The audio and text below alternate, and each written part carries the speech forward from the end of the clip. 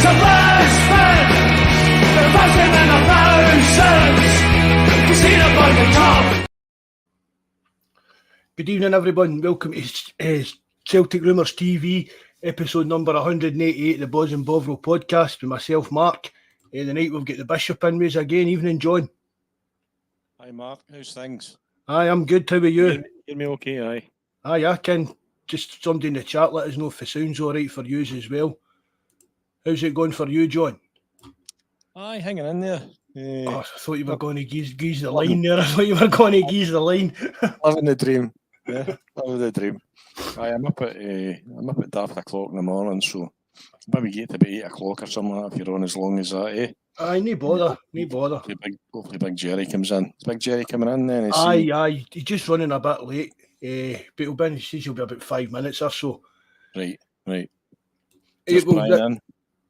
This is the podcast for our forum, www.celticrumours.co.uk.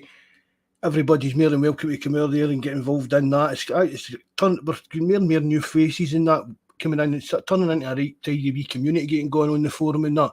And a link to that in our Discord and everything's in the description box below. Some shout outs to some of the guys off of that, you know, if I've got it ways tonight. I've not actually got it ways tonight. I'll need to do this off the top of my head. Obviously, Paul, Cairns, Mikey, Big Jabber, Welshie, Malika. That's the me off the top of my head now anyway. Who have we got? I noticed Bobby didn't bring in with hit the like button. Maybe I don't know if he's working late or what. Anyway. Big Campsy there. Frank Kennedy, nice to see you, Frank. Liam Doyle, evening, mate. Brian, Mr. Positivity. Grot Bags, 420, nice to see you, mate. Hail. San Fran, same to you, mate. Patrick McLaughlin, thanks for coming in again, Patrick. You're plunging as well. Evening, Plunge, mate. Well, we've not heard from you, John, about Sunday's game. What was your take on it? You were actually at it, weren't you? Aye, I was there, aye. It was a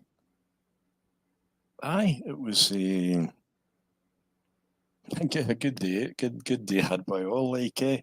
It was 3 going on 6, eh? You wonder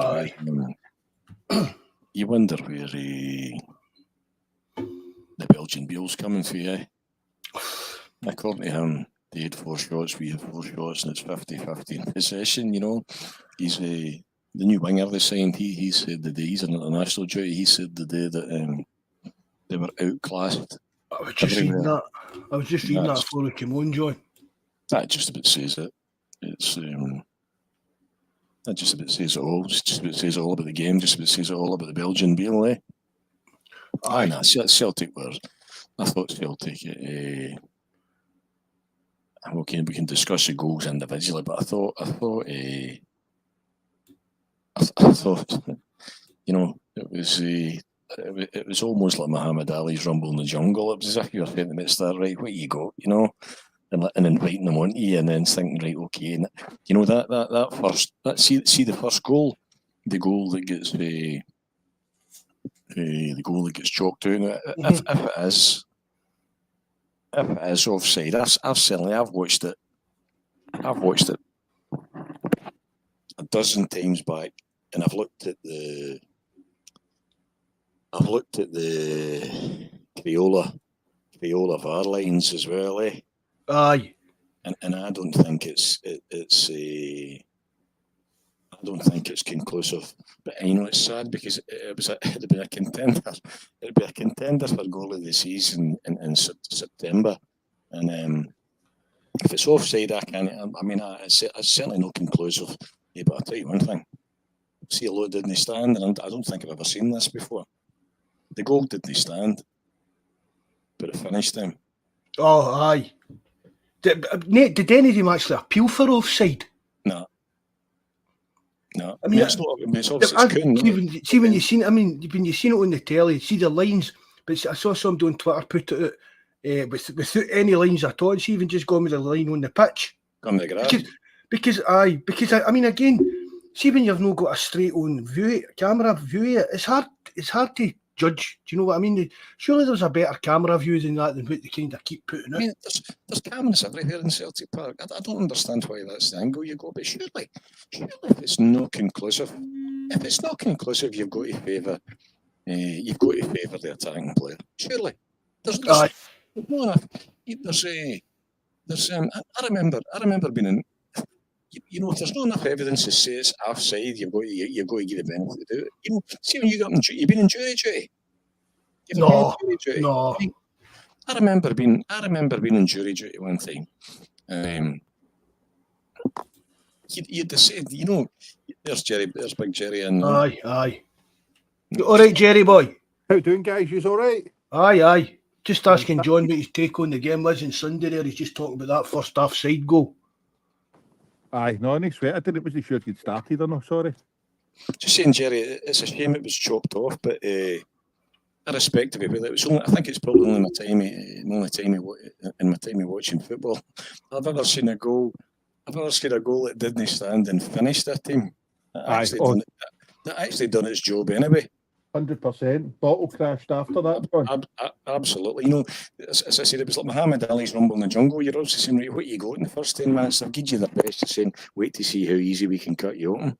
And they know it. And if it's offside, that's what I'm saying. If it's offside, I've watched it a dozen times plus, and it's certainly no. I've seen the Crayola VAR Scottish version lines, and it's certainly no conclusive to me that it's offside. Surely the benefit of the doubt has got to lie with the attacker. Absolutely, 100%. I thought that was going to be the rule at the start of last season. We were going to trial that. And if there was any doubt, it was going to be the benefit of the attacker. But that wouldn't wash up here, especially not with us. You know, you either have the proper version of VAR, or you just don't have it. One of the two. And if you're going to have it, and you've got it, and these guys know. I mean, these guys know that it's a Crayola version. It's a bargain basement version of VAR you've got. The point I was making to, and they know that's not conclusive. The lines look bizarre to me that they drew. You look on the lines of the grass, man. If he's offside, there's nothing in it. As I was saying him up there, I remember being in jury duty one time, and I think I was only one of the lot of them. And now you were 99% sure this guy was guilty, and 99% sure, maybe more than that. You know what? And I remember saying to him, I says, I'm not arguing with you, but our job here is to prove that the Crown has proven this beyond all reasonable doubt, and they haven't. There's still an element of doubt there, and they managed to. Was that the big Pat Murphy case you were on by any chance here, John? No, it's do you know what I mean? So the point I'm making is if there's any. If you know the benefit of doubt should go for the attacker for me. Yep. And it's but I mean he pulls the ball back and he doesn't give advantage when we've got advantage. He pulls it back for advantage when we've not got advantage. Your man Engels gets there's a shout for a penalty there. Johnson gets clotheslined and nothing said about it. And I think Celtic should have called the time he called the VAR decision out for that goal. Is when you've won 3-0. Not when you've lost the game. You say, right, one, explain it as well. Explain to us, thick mix here, why that goal's offside. Yep. Evening G-Doc, thanks very much for coming in tonight, mate. Look at that up on the screen. As I said, John on the Craig White jury. The goal didn't stand, but it finished. I don't think I've ever seen that in my life. You could just see the collective heads going down. Aye. You know, as I said, you think we'll give you we've invited and Tappy, but whether that's deliberate or for Rodgers or just the way it panned out, almost invited them in top here for 10 minutes and then said, "Wait, you see this." No. And you know, you could almost see them thinking, even if this one's offside, they're just going to do it again. Aye. As we did. And it was a fantastic goal as well. You know, when Johnson hit at him, who gets pumped, McGregor, Kuhn, Kyogo. It's an absolutely fantastic goal as well.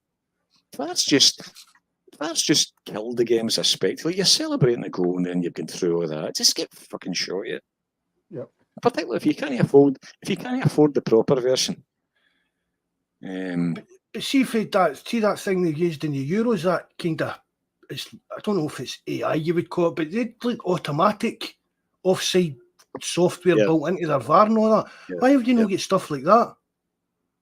But it costs, Marco, up here. That's always the mountain one. But as John says, but either go the full hog or, do you know, who is it my dad used to say, either shite or get off the pot. Do you know what I mean? Exactly right. Yeah, exactly right. Aye. But I heard them try to justify it by saying it was our VAR that was a problem. It wasn't the fault using it. I'm thinking, what? You have your chump, but you can't legislate for their way of thinking. So it's just a shame to see. But I mean, minutes after that, you get another fantastic goal. Don't you? The goal that does stand in, eh? Yep. You could. There was nothing they could do to get that chopped off. Kyogo's absolutely, goal, and Johnson does really, really well to wrap his foot around that ball for that cross. He didn't get enough credit for chasing that ball down and keeping it in play. Johnson. That's a fantastic and made us boy slips and Taverniers as usual's half a day away from Maida. See, if I was Tavernier, I'd be, or even if I was his agent, I'd be saying to my agent, or my agent would be saying, or I'd be saying to him, here, you need to get out of there. What transfer windows are still open? How can he play for them again? No. You know, when you see the abuse he takes coming out of the Bronx, how do you're not telling me he's wanting to go and pull that jersey on again when he's listening to that? He'll start for them unless he does get a transfer to, I don't know, is the Turkish window still open? Maybe somewhere like Turkey or something like that. I told you I said to the guy, the big gas engineer, come in here after Celtic won the league, and I said to him, obviously he wouldn't need to be long at our house. You walk in the front door there, you don't know where to sit down a genuflect day. And then he comes in, and I've got a big, I don't know if you've ever seen the 50. I've got the 50 verse podium of Celtic to Lisbon Lions. No, you ever seen it? No. I've got that up. It's maybe about 4 feet by 3 feet up in the garage. So he goes in there and he sees that, and he says, aye. He says, I was massively disappointed. I says, aye. I says, I've got bad news for you. I says, because we were playing them in the Cup next week.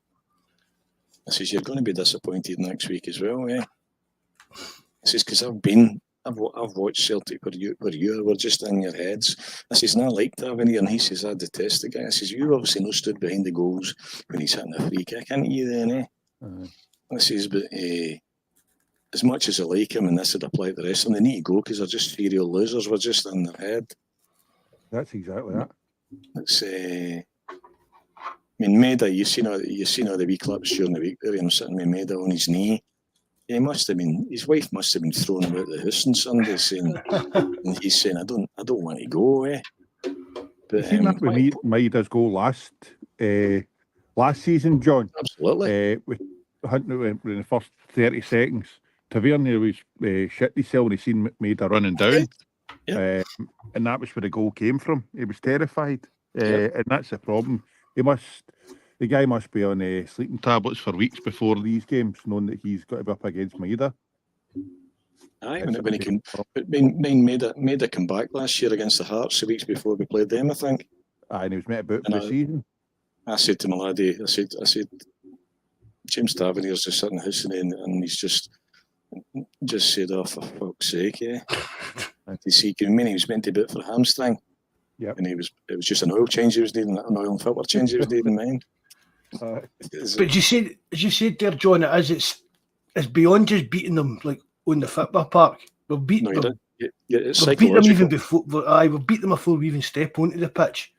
Absolutely. I remember being at Hampden, and I think I mentioned it the other day there, when at the time when they're signing signing Ingerland goalie and Ingerland captain. I remember what the Celtic team running down the tunnel at Hampden, and that team got announced. Wayne Biggins, Carol Muggleton. And I remember looking in their eyes, and they didn't even believe. And it's a total role. They didn't believe they could beat Rangers, and it's a total role reversal here. Yep. If that was a fighting Saturday, they'd have been stopped. Sunday, they'd have been stopped. It's actually an unfair match now. But where Beale gets, we've had 4 shots. The Belgian Beale gets, you've had 4 shots, we've had 4 shots. It's 50-50 on the ball. You think you're having a laugh here. I've seen him, Mark, Jerry, the winger they bought there. He's on initial duty. He said today we were outclassed everywhere. Who said that?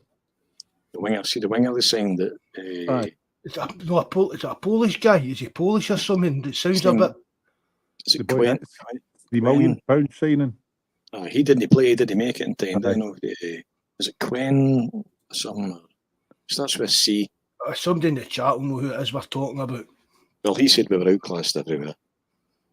At least that's been honest. But I mean, how does that fare when he turns up at Ibrox and it goes at? See, like if it goes totally completely against everything that Clement said. Well, there's the thing as well. I think somebody made the point today. Cerny there, San Fran put it up. That's Cerny. That's it. Aye. If Rodgers made a comment and then a player came in and said something that had totally contradicted it, it would be it'd be splashed over the front page of Daily Record way. Right. Yep. I mean, if any Celtic manager was coming out with patter like that, even if support would be like that, what's he talking about? See back to the offside goal. As I said, Engels, there's a shout for a penalty there. Johnson gets clotheslined. Did anybody actually see a replay of the penalty claim? Because I've not seen it. No, I've tried to look for it and I've still not seen it. No, I've watched the highlights. I don't know how many times and I've not seen it. But Celtic need to make the point. The 2 questions. We're not being irate here. We don't want to be. We just want to know, one, could you explain to me why that's offside? Why VAR was deemed conclusive? And 2, we don't care if we're pumping them. We still want the rules of the game applied. Mm-hmm. You've had Matt O'Reilly's career. His season's finished with a howler of a tackle in 6 minutes, and and then you've had Engels done again. Engels done as well in his first game for the club as well. It's not good enough. The referee should be there to protect the players. It doesn't matter if we're going to pump you. It doesn't matter whether it's 8-0. One of the rules of the game applied. If it's a penalty, it's a penalty. See that one, John, you need to try and explain to the dimwit at Fools for the other side about if they took 2 of their chances. They both, I don't know. Both offside. The both of them are offside. The chances that they keep going about we scored one of their goals. You're thinking, but what do you mean? It's both of them are offside. Any chance you score them all day long, still offside. Frightening. You can't legislate for them. So I see Maida scored for Japan as well. Just a typical Maida goal as well. I mean, the guy's a cult hero, and there's no doubt about it. That term gets, if MD ever deserves to wear that term, Maida. We all know his limitations. We know he's like a box of chocolates. You don't know what you're going to get, but he's man.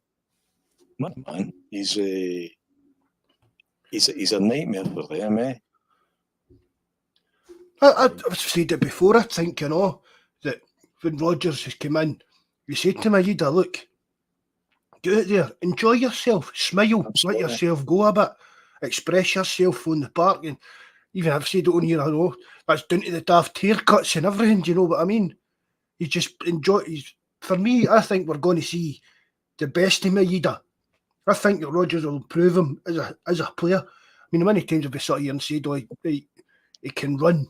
He runs about mental for the full 90 minutes, but his ability's kind of limited. But I think Maida's, like, I know it's only a few games this season, but I think he's added another few strings to his bow. I'm putting that down to Rodgers. I think it's unfair just to say, he can do his run about. I mean, don't get me wrong, the man's a phenomenon in terms of he's a one-man.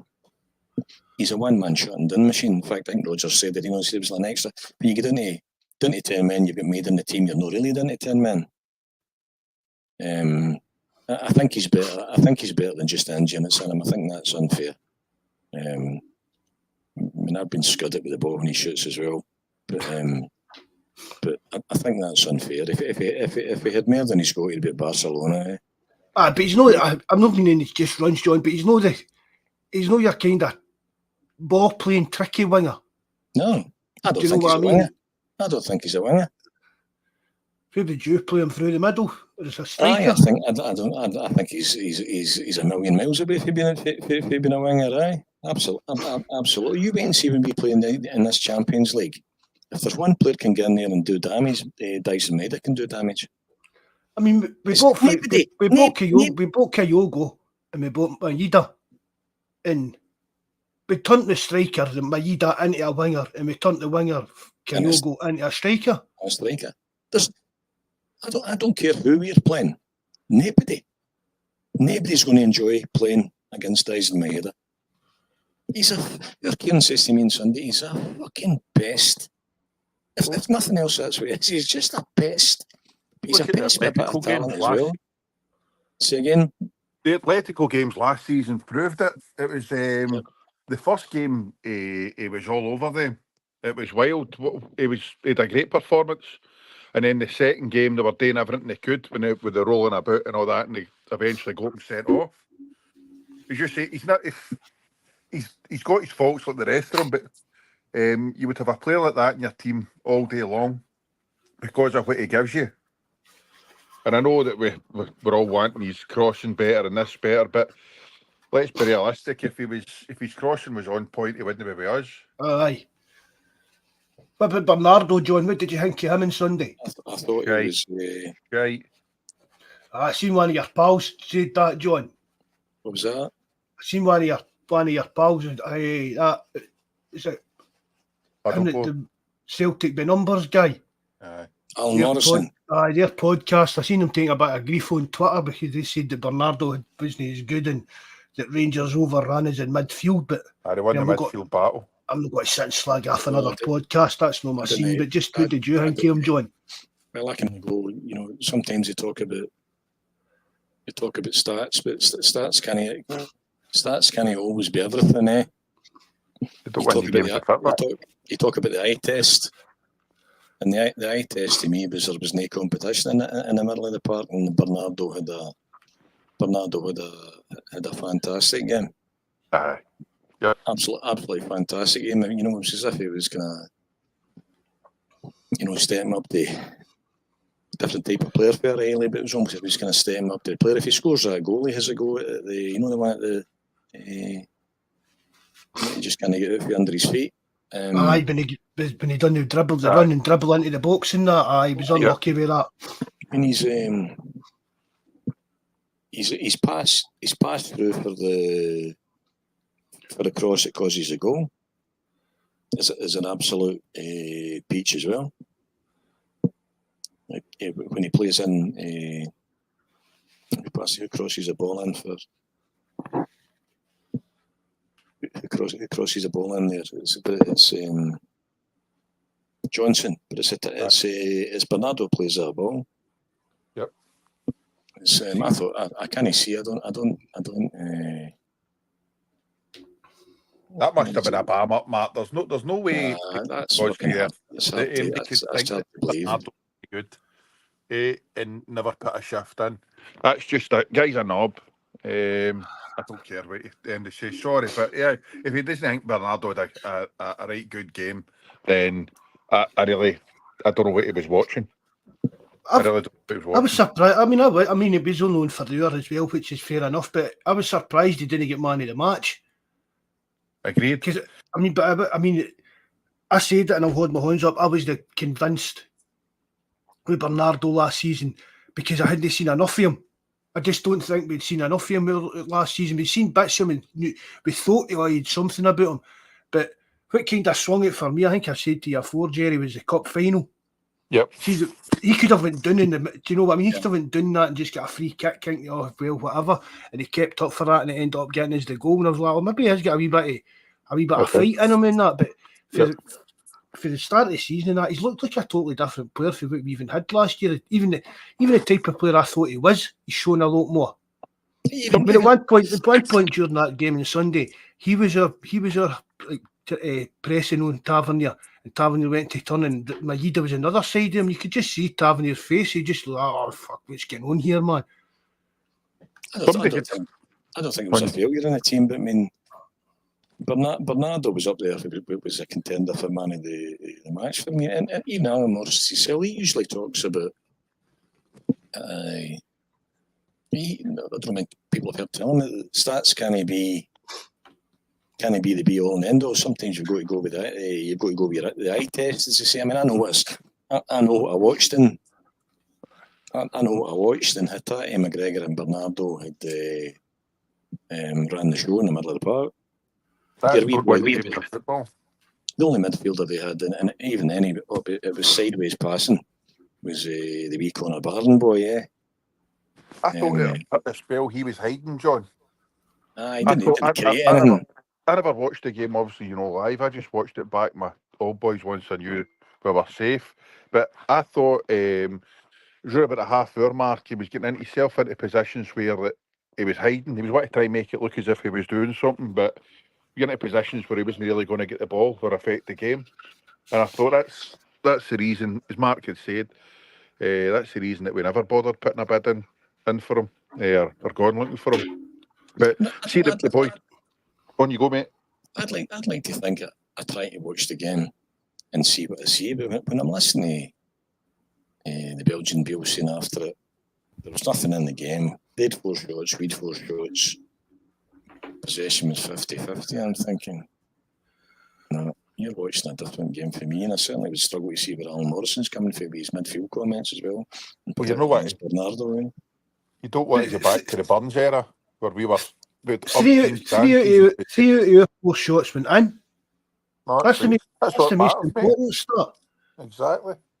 Absolutely. There's a young lad who sits in front of me and he turns around and he says to me, "We didn't deserve that." I says, I'll wait and run up my hump. I says, I don't know how many times I sat and watched it the other way around about. Yeah. In fact, I'm not convinced the first 10 minutes was decent.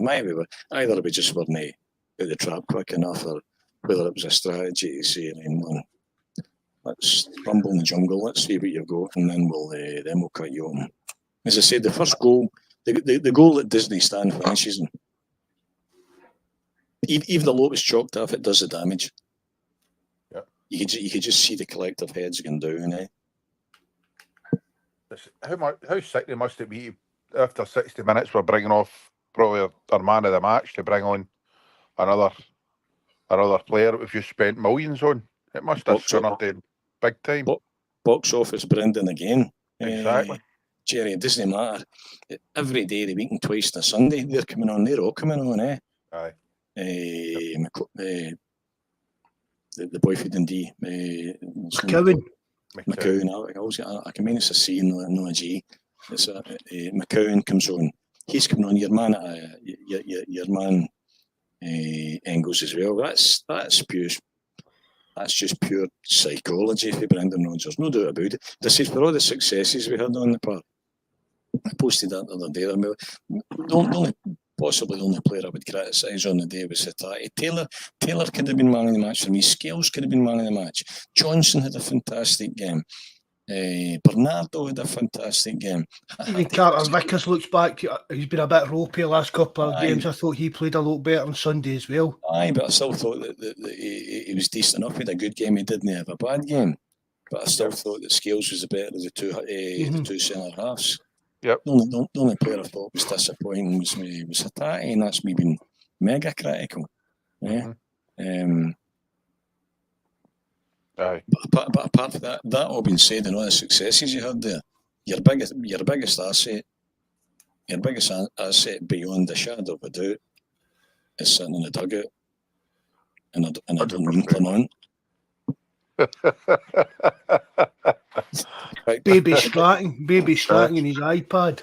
I tell you, John, see the boys that we have signed. I know Engels has been signed for big money, and McCown he will do a job for us, regardless that some folk have got their doubts.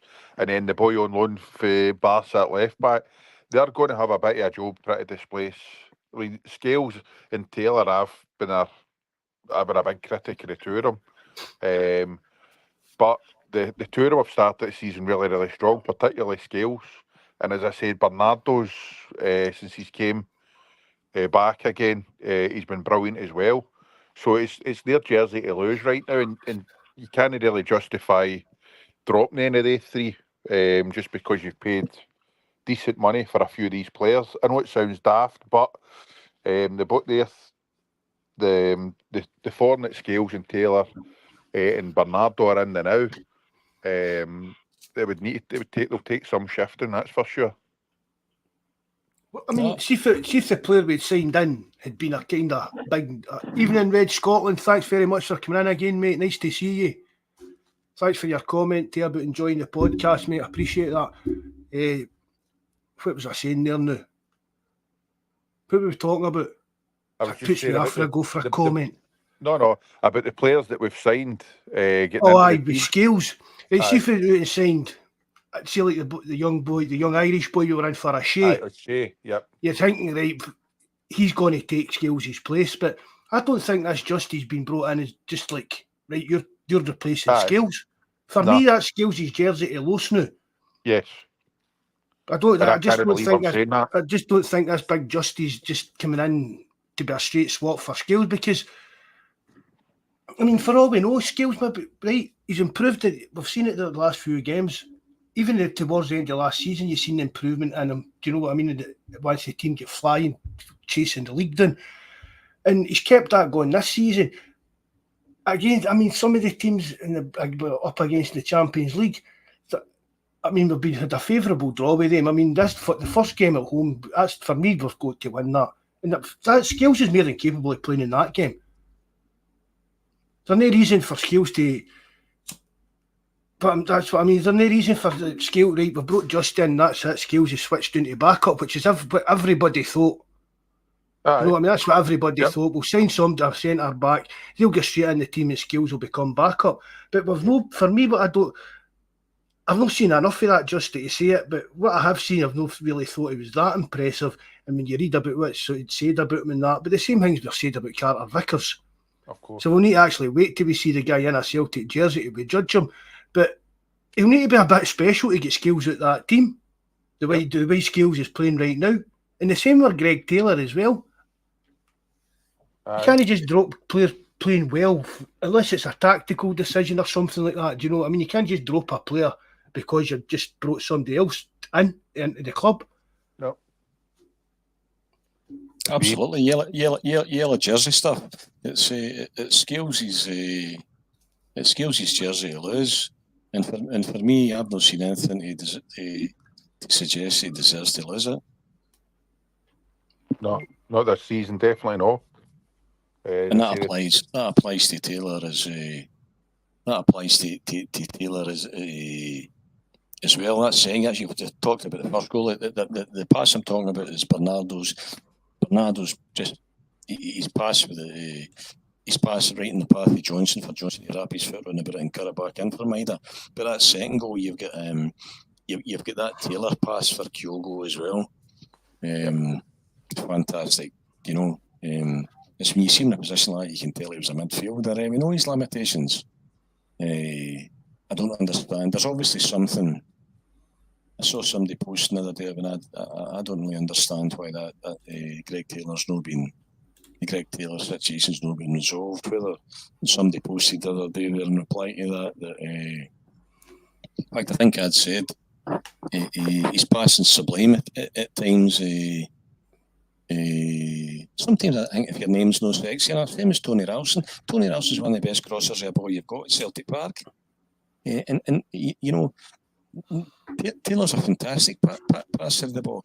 And somebody came on and said he was potentially, I'd said get him signed up, he was potentially looking at a move to the States. There certainly must be a reason. There's got to be a reason why he's not been signed up. I was wondering whether. I don't think again, it's his jersey to lose, but I don't think Rodgers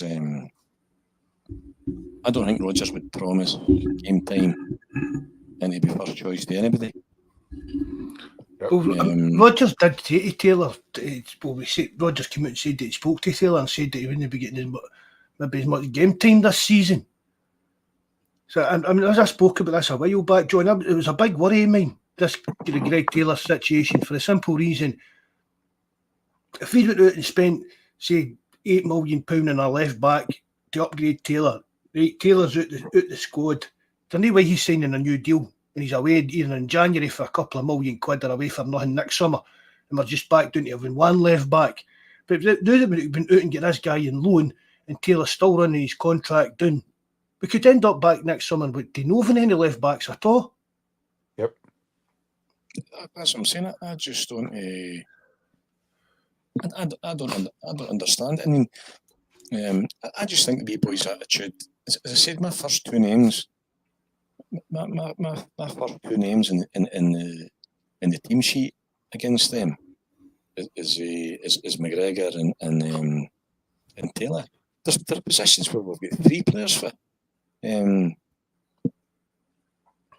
know, you've got Scales, Trusty, Narovsky's in the Champions League squad as well. You've only got two at left back, and one's still got to approve. How many left backs has Taylor seen away? Bolingoli, Laxalt, who else? Burnaby. You know, if ever a man should be comfortable that it's my jersey and it's yours to take off me, you'd think it would be Greg Taylor. Eh? There's been a few. But the Spanish boys bound to have been promised game time. You know what I mean? You're not getting a player on loan off of Barcelona to sit on our bench when he could have been away and loan to somebody else and getting a game every week. That's another thing. Do you know what I mean? He'll be guaranteed game time. I don't understand. I don't know myself, Mark. I don't understand it. I just think it's a strange one. I even thought bringing in, and I'm not criticising the boy. We've not seen the laddie yet. I'm just saying I thought it was strange. You're expecting to see a bit of, in fact, to get your third position of cover at left back, it's Montgomery that's in the Champions League squad. I was just expecting to see as I said, I'm not criticising him. I know by all accounts he's very well thought of. The point I'm just making, he played in the third division in Portugal, the second division in Spain, and obviously you don't go through Barcelona's youth academy if you can't play football. But the comment I'd heard that he was better attacking than he was defensively. And I was just expecting to see a bit of experience, the same as you were having with the American boy coming in at centre half. I was just expecting to see maybe not a world beater, but somebody come in that had a bit of a journeyman that had a bit of experience. The last thing I was expecting to see was a young lad for Barcelona's youth team. Yep. I might be wrong. He might come up here and I've heard it said he's going to rip this league up. We'll wait and see. I was just surprised. But even if he does, what good's that in the long term for Celtic, John? Even Avenue, nice to see you in, buddy. Do you know what I mean? That's even this guy that's on loan. Come next summer, even if Greg Taylor signs a new deal next week, come next summer, we're back to one left back. We're back to where we've been for. I mean, how many years is that now? Celtic's been just getting by with Greg Taylor playing that position. Years. That's what Red Scotland are saying as well. I mean, that's the other one it was bandied about. It's a stopgap to bring it. I don't want. I'll tell you something today. I've got happier memories. If I don't see Celtic again, I've got better memories, or as good a memories of fucking Greg Taylor as they've got to Kieran Tierney. I don't get this. Tierney had his time. That's one of the things I think a lot of Celtic supporters just kind of hold against Greg Taylor. He's no KT. Just as simple as that. He's no KT. There's a lot of Celtic, especially the younger ones in that. A lot of them still like kind of idolise KT. Yeah, I think he was a good. I think Tierney was a good left back, a very good left back. I mean, is he a Celtic legend? Not for me, nobody. No, by any stretch of that imagination, no chance. Absolutely not, Mark. Absolutely not. I've seen people putting them in like their left back as a Celtic in their like Celtic best 11s, which again might just be down to age. Do you know what I mean? But I've said to you before, it'd be I'd have Tom Boyd at left back any day of the week. Over Tosh. Aye. Tom Boyd and Jackie McNamara, that would be my two fullbacks. Danny McGrain was old when I seen him playing. Do you know what I mean? I can actually mind me him playing when the season he was at Aki's. You know, because you bumped into him outside. Do you know what I mean? You bumped into him and it was like a pure Celtic legend and that. I probably got about 40 autographs of him stashed away somewhere. Do you know why he retired at Aki's? No, John, I don't. He didn't want to play against Celtic. Was it? Aye. Yeah. I agree. Red Scotland. I'm with Red Scotland. I think I'm in a minority of one here. Red Scotland saying he's Taylor's given me more as a Celtic player than Tierney ever did, and I'm in that camp. I'm in that camp. Plunge. I'm not even that. What was that? Boyd Tommy Boyd was a fantastic fullback. KT or no? He's at the wind up. He's just trying to get a rise out of me here. Give me the Green Brigade's fucking microphone and let me play to the crowd. Birthday card pish. Aye. Again, I don't see as well, and I will say this about KT. I don't think Neil Lennon being back as manager helped that. No. But, well, I mean, I've said this before. See if Lennon was here the first time. That was we would KT and Cal McGregor would never have probably made the Celtic first team. They've both been away. Yep. And I don't know if KT's kind of. I don't know. Just maybe a wee. He does. Him and Lennon don't go on for back that type of time or something like that. And I don't think I mean that's when he left, wasn't it? He left after the COVID season, wasn't it?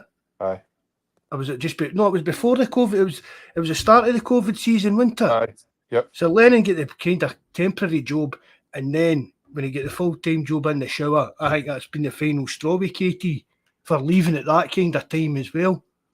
There's Sean Bust saying as well. I mean, I know that's no even up. That's no even up for debate. On his day, Danny McGrain's just not the best Celtic fullback, best fullback.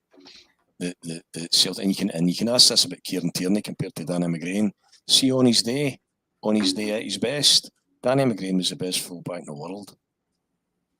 I've heard a fair few folks saying that over the years, and from what I've seen him and even heard from guys like I know well and related to and trusting that. I kind of disagree with that, but as I said, he was just a bit old when I can mind him playing at Celtic. How long did he play in that position? 20 years? Aye. By all his health problems, the diabetes and all that, to have that kind of lengthy career, do you know what I mean? I saw he was there on Sunday as well. I seen the boys shaking his hand on the way into the park as well too. You want to get money. Do you know what I mean? Young players today going and working as hard as guys like Danny McGrain and that did back in the day to make it in football. Do you know what I mean? No. Absolutely. He's a fantastic football player, Danny McGrain. Absolutely no doubt about it. What about that? Did you hear that, John, about Sourness saying about there wasn't a gap? I think he should get checked for that header in the ball test thing that they did with some of the stuff soon as it's come out with the last couple of weeks. I saw a couple of boys arguing on the forum today, and it made me think about a comment my dad used to make. I mind getting bent out of shape, my old man saying, "See if Coco the clown calls you an idiot, does it matter?" I think we should just bin it. It's not even worth discussing. Oh. It's a waste. You'd be spending 2 minutes of my life I'm not going to get back again. I mean, I can't stand the guy in that, and I know we were all actually laughing at it, but the only one that's actually kind of talked any sense was Chris Boyd. with his mad mental rant after the game. See if you take away the actual funny side of him ranting away like that on the telly. He was the only actual one that's come out and spoke any sense and no tried to paper out the cracks and kid on that everything's all right. I mean, as soon as came out today and says, if we can buy 4 players for £50 million, we'll catch up with Celtic. Where's he getting £50 million for to buy the 4 players, Graham? Just making up. I mean, he's anything to appease them. It's like all this stuff with news or that talk of a takeover and all this part. A lot of absolute nonsense just to try and make them feel better that there's something better across, just on the horizon. And there's no, because they're a wee well-tanned, white-toothed man stunning in the way. I mean, Graham Souness is about as relevant as fucking Hugh Keevins. It's not, as I said, we've already, that's 3 minutes we've wasted of the podcast, even discussing them. I'll cut it out. I'll cut it out when we do it. And then the third goal, you go to the third goal as well. For the 2 goals. I'm in line with. I'm in line for the. I'm right behind the goals for. I see the goal that's chopped off. As I said, the one that finishes in my respect, it was chopped off. But the second one then when Kyogo just passes that ball into the net. See 30 yards with the side of his slipper. Right. Right. But I don't know. We don't know where. But the £10 million keeper's 6 yards away from his left post. Do you see Kyogo in Taylor's interview? Yep, that was brilliant. Taylor deserves a new deal for that laugh. Right. when Kyogo's describing it, I looked up, didn't see the keeper. You know, I was thinking what came into my head when he scored it. It was back to mind a bit in JFK with Kevin Costner when he sits and keeps repeating, but is it back into the left? Yeah. I was just sitting doing that, down and to the left. It's honestly, man, every time you're going to beat Butland down there. Well, I'm right in line with that, and that's going in right foot. Right foot leaves Kyogo's foot. It's going in the same with the third goal as well, where you're McGregor scores. I've heard people saying, I watched it. I can see it. Yeah, I'm right in line with it. It's the other end of the park. If there was a deflection, which I've heard people saying, I didn't see the deflection. What a wonderful strike that is as well. A wonderful football player and deserves to be remembered by the best of captains. He walked in the park at the end. I stayed back and I always stay back. And I watched him and he walked right around the stadium. Maybe 20 yards in front of the rest of the team. Looking into the stand. The stands with the Joe Hart look, the look that says I'm now old enough to know that I'll not always be doing this. Yep. Callum McGregor is as green and white as you or me or anybody else on this that's inside that ground that day. A fantastic football player, and as I say, for me, deserves to be a man that I didn't think was. Just shows you what I know. A man I didn't win back at the club was the biggest asset you had on Sunday was in the dugout, and the man that I didn't think was captain material deserves to be remembered with the best of Celtic captains in Callum McGregor, and they hate him with a passion. Aye. With an absolute fucking passion. You see the forums and that, the grief that they get on that about wee turncoats and stuff like that. It makes it even sweeter. Do you know what I mean? It really does. It sure does. McGregor. I mean, I said that, right? I thought Callum McGregor, I thought he was a bit hot and cold last season. Sometimes I thought he was absolute dog meat, to be honest. But apart from that, and I've said it before on my own podcast, and I've even said it to Mikey, and that, speaking to Mikey half here, and that Callum McGregor could play for any team in the world. He's a fantastic player.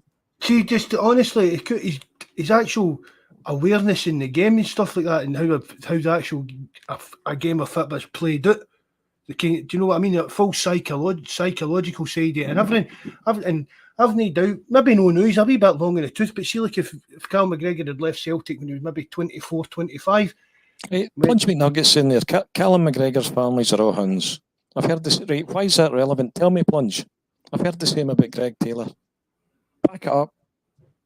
His old man has a pint in the same pub we go to before the game. I've heard the same about Greg Taylor. Why is it relevant? Some of our best players, one of our best managers was a Hun, do you know what I mean? Before they came to Celtic. You know, Mr. Steen said that Celtic was my first love, but it'll be my last. Yep. And coming from a Rangers family and describing his family as all being Huns, or my definition of Huns might be different from Plunges. I see, I've got that kind of attitude. I know there's a bit of difference in what you. Aye, but there's levels. Barry Ferguson gets abused. Barry Ferguson's a long way from any time I've heard Barry Ferguson. Barry Ferguson is generally pretty fair. Any time I've heard him. I said that on the forum, John. You know, I've known him for years. Yep. I hate him for playing for Rangers. Do you know what I mean? Absolutely. He's never done anything wrong against me or anybody I know for knowing he was a wee boy. Even any time it was all just a kind of banter and all that about Celtic Rangers with him. Even that carry on doing in Bovril. He was a young boy at the time. Do you know? You just get caught up in the moment. His mum probably clout him around the lug for that. Do you know what I mean?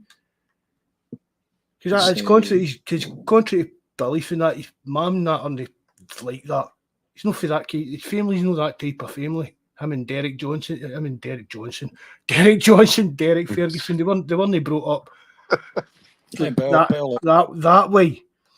By all accounts, if we'd have tried to sign the boy who went to Italy, Ferguson. Lewis Ferguson, that wouldn't have been an issue either. No, I've missed the boat with him. Went to every single one as we're on this podcast saying we should have went and signed him. Aye. And saying that, would have got in the Celtic team? Even back there, when was that he left? Who did you have in the midfield at that point? Back then I think he would have, mate. I would have signed him. I would have signed him regardless. Would you have took him out of right? Would you have signed him out of Riley? Looking back, you probably would. Probably about the same time, wouldn't it? Aye. Roughly, do you know what I mean? But looking back, you'd say no. But at the time, 100%, you would have took Lewis Ferguson or Matt O'Reilly. As I said, I know it's controversial, but we've said it privately, Matt. For me, O'Reilly only had one right good season for us. And that's how I'd said it previously. If he'd left before Rodgers came in, then I wouldn't have been massively disappointed. Obviously, I was the last week he left, you're kind of gutted, but it happens. These players are going to come and go, but I say at that time, the three of us had been screaming, saying that Lewis Ferguson, he gets up and down the park, makes tackles, he's got a bit of grit and a bit of dig about him. Headers, the full whack. They knew I would have, if Lewis Ferguson, we had him, they knew I'd play him before Hatate. That's my opinion. Absolutely. I mean, sometimes I listen to the rave reviews about Hatate, and I've said it on here before. It makes me wonder what Paul McStay would have been worth. Right, I also think, as I said, I quite like Barry Ferguson for some reason. As I said, I've never heard him saying anything that I didn't think was he's a Rangers man. That was his team. Fair enough. I've never heard him saying anything derogatory towards Celtic in any shape or form. But they used to talk about him at the time as being on a par with Paul McStay. In no shape or form was in anywhere near the same league as Paul McStay. Not even in the same. No in his wildest dreams. No. He's a good football player, a very good football player. But he wasn't in Paul McStay's league. But even just going back to Hatate there, John, I agree with you. Hatate, he's had a good few games, right? And you can see there's something about him, but you don't see it often enough. And I mean, the amount of times he's out injured, you're only as good for the amount of games you play. Yep. Do you know what I mean? There's no good if being as good a football player as Lionel Messi if you're only managing to play 10 or 12 games a season. So I think it'll be the midfield three. I was going to bring it up later on, but just we might as well start talking about it now. But I think the teams are going, the starting team's going to be after the international break. Because that, for me, I think the midfield three is going to be Bernardo, Calmack and Engels. I think it's Hatate that's going to be benched rather than a lot of people seem to think he'll be. I thought it was going to be Bernardo. I don't think Rodgers is totally convinced by Hatate. I think he doesn't work as hard as the rest. He's a good footballer, good awareness and all that, but he sometimes gives the ball away too cheaply, and in Europe that would cost us. And I think if MD to drop out of that three, it'll be Hatate. I seen it was interesting to see the Champions League squad announced. No place for Odin Thiago Home. Aye. Weird. Which I think maybe tells you a lot. Aye. In fact, Narovski's in there. But he blocked him. He blocked home getting out on loan, did he know? Just for the window shot. Well, I think he said it. I think Rodgers already said he's not seen talent's not enough. He needs to see more than that from him. He said that about him and Big Bosun, wasn't it, a few weeks ago? Bosun loyal. Amazing. So I was surprised to see home kind of getting blew out after, unless he's going to game time in the league. You know what I mean? That's why else. I mean, there was bids came in for Palma and home, wasn't it, towards the end of the window? The Wata one being sold was a strange one, eh? I know. I'm not saying he had done enough to convince me, but I thought there was a place for him to come in and sitting in that kind of holding type role. When needs must, but I thought initially it'd be away on loan, but I was surprised he was sold. Aye. Well, that's what it came out. It was a loan, wasn't it? And then it kind of it was a bit like a Yeti deal with us. It was all going, it's a loan. Then the next thing they bought him. Yep. And I said it on the pod the other night. I don't know if you've seen the pictures, John, but we talk about the way Luke McCowan, how happy he was walking out that tunnel at Celtic Park and that. But you might see the smiles on me. Be a Wata's face in that when he's getting his pictures took down in Birmingham. Yeah. He looks absolutely delighted. Yeah. It's a fair play to them. Do you know what I mean? We've got already a hell of a lot of players that were taking money out of the club and weren't getting anything back. Do you know what I mean? I think that's probably one of the biggest things, one of the biggest positive things about the windows, but is I think maybe keep recruitment for the next bit of the conversation, but I can't say I was delighted to see who we did bring in, bringing in McCowan, the centre back, as I said, the laddie for Barcelona at left back, even though I was surprised at that, and certainly Engels. I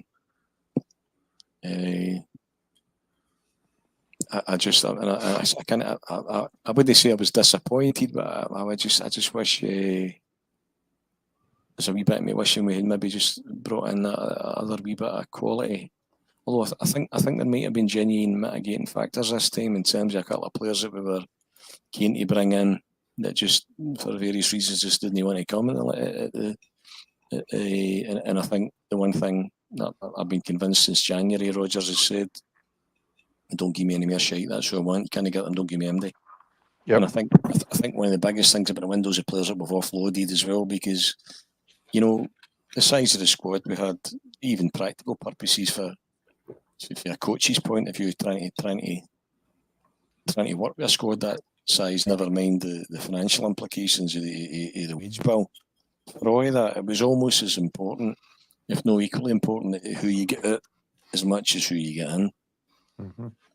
I said that the other night to you, Jerry, didn't I, about the squad size, John. People are like, well, why did we not get signed just at the beginning of the window? But then, if none of the centre backs leave, with about 6 or 7 centre backs, how's any manager or coach going to set up training in that trying to keep six, do you know what I mean? Use That's 6 right. centre-backs in games and stuff. It's There's a always sort of- got to be a bit of squad management again. It's not even to do with wages, it's more just to free up the space in the squad before you pull the trigger and getting people in. I see the Huns didn't even manage to fill their 25-man squad for the Europa League. They've only named a 21-man squad.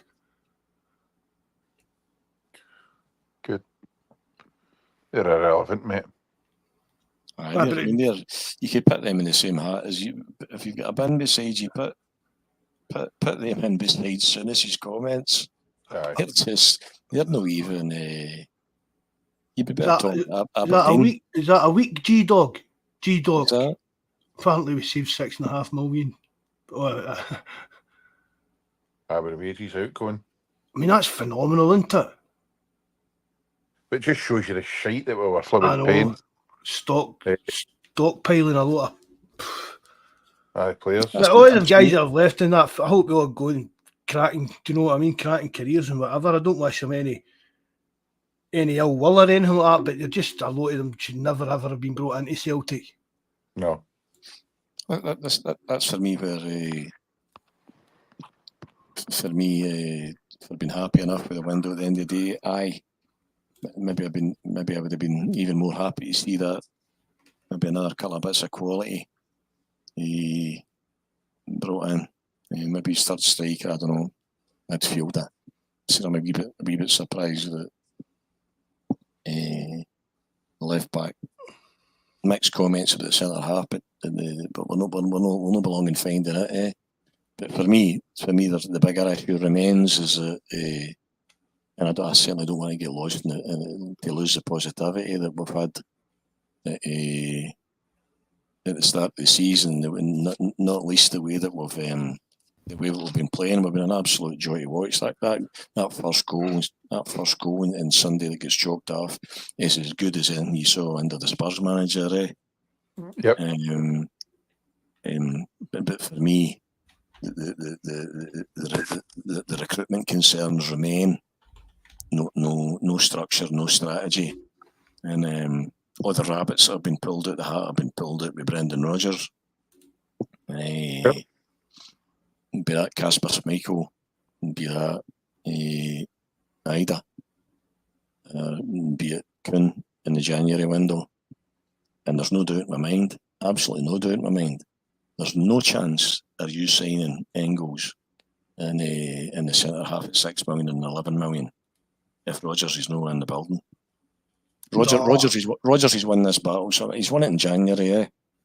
He's won it in January when baby August in the road as well. But there's one thing getting rid of who you don't want there. The more difficult thing is putting in place who you do want there. In terms of a head of recruitment, whether it's a director of football. If Brendan Rodgers is not there tomorrow, it's as you were. We've got the same problems. We Michael Nicholson, these guys, we a total absence of any football vision or any vision of running a football club that would take you to the next level. Brighton, Copenhagen type models. For me, Brendan, I said it on the podcast weeks ago, Brendan Rodgers appears to me to be single-handedly trying to drag Celtic into the 21st century. Yep. Even the fact he's moved your models up now, don't give me, and along with we are saying it, along with we all been saying it, don't give me 3 don't give me 9 at 2 million. Give me 3 at 6 million. Yep. And there you get one at 11 million. No, Engels is not at Celtic Park if it's not for Brendan Rodgers. No, I'd agree with that. The Spanish boy, I don't think either. No. Well, He's delivering roles here, Rodgers. He's not paid for. It's not his job. It's his job to coach the players and get them ready for something. But he seems to me he's had his hand and his finger in all the pies to try to get us to where we are. I mean, he spoke about it enough times, and it's obviously been part of when he's been talking. Do you know what I mean? Like talking to Dermot Desmond when he's been saying, "Look, these things are dragging on." Do you know what I mean? Things are dragging on with certain deals. blah, blah, blah. And it's maybe brought up the conversation again. Look, after this window, we need to look at this, the recruitment process. He says, and that's why he's been kind of calm in the press conferences and saying, look, that's something we're going to look at moving forward. Do you know what I mean? So obviously it's something that's, he knows that if Rodgers knows it's something wrong there, for me, it's going to get sorted. Absolutely. I've just got that. I mean, people will be going on about Peter Lowell this, Peter Lowell that, the board this, but I've got absolute confidence that 90% of the things that happen at Celtic are down to Brendan Rodgers on the football side and that. Do you know what I mean? Even when you think about it, it's even when it comes to the money side, meeting sponsors, looking after people. Do you know Brendan Rodgers will be all over that? Schmoozing. Do you know what I mean? And he'll be like, look, I'll do my bit, but you need to do your bit and back me when it comes to wanting to upgrade this, do this and do that. I think when he makes that comment when the phone goes up, is that Michael on the phone? Shut him up. You know, you don't come out with comments like that unless you're comfortable that you've got the ball. Do you know? He's a man in control. The biggest thing for me is that Celtic need to make sure he goes nowhere. I don't know what that means. I said before, I don't know if that means making him a director of football if he gets past the coaching, but I don't mean that points him on the board. He's the only guy in there. Because that guy's no Dermot Desmond, why would it be? That guy's no Michael Nicholson, why would it be? That guy's certainly wasn't Baby Lowell, and it was the Daddy Lowell in terms of structuring a modern day football club. The only football brain you've got in there that's got a hope and hell's chance of sorting this out is Brendan Rodgers. And it shouldn't be his job, the new John. That's the galling bit about it. Everything should be in place to help him, to take the pressure off him, but to do his job to the best of his ability, just as you say, John. He's there to coach players and make the players better. He's been sitting in box 2 when he said last summertime, my job is to coach the players that the club give me. So he's been sitting there waiting on them, and he's looking at the conveyor belt, and he's seen the shite that's coming down the conveyor belt, and he's thinking, this would be a great theory if box number 1 and the recruitment team up there were capable of delivering what I fucking need to coach. But it's no. So I need to get out of box 2 and sort fucking box 1 out as well. And it would look to me as if he said that conversation with Dermot Desmond as well. Aye, I'd agree. I'm hoping just between now and January we start seeing kind of appointments, a couple of appointments and some. Absolutely. Jerry, you just about ready to run there, do you think? No, not at all, mate. Can I just excuse myself for 2 seconds here? Of course, not a problem. See, you were going about the recruitment side there, Marco. Aye. Even the jumper had mentioned how we don't pull the trigger on deals quick enough as well. So this is with the recruitment side's been a shambles for long. Definitely, you can get back to even when Lowell was running the show. Do you know what I mean? That was probably the biggest thing. Yep. Good night, Sean. See you later, mate. See you later, Sean, we're not into national football either, man. Don't worry about it, Sean. You don't hear much talk about it on here. So it's interesting. If John Park left Celtic, he was credited with getting a few decent signings like Wanyama and a few, but there was a few duds as well. But at least there was a football guy in Peter Lowell's ear. That see when John Park left, there was no football guy in Peter Lowell's ear. It was all. Do you know what I mean? That was a big mistake, and I know they went and brought him in expecting him, but I mean that's. When did John Park leave Celtic? Must be about 10 years ago at least. You know what I mean? But ever since he left and it went to like Peter Lowell, just kind of running being the kind of de facto director of football. That just never get back in an even keel for then. No. It'll be interesting to see the changes that are going to happen, that need to happen, in order to improve and progress. So I mean, even doing things like that, I know that just makes you that better. You're a better run club. It just puts you that. But I mean, let's face it. You know, if Celtic put their mind to something and money to it, majority of times it works out for them. Do you know what I mean?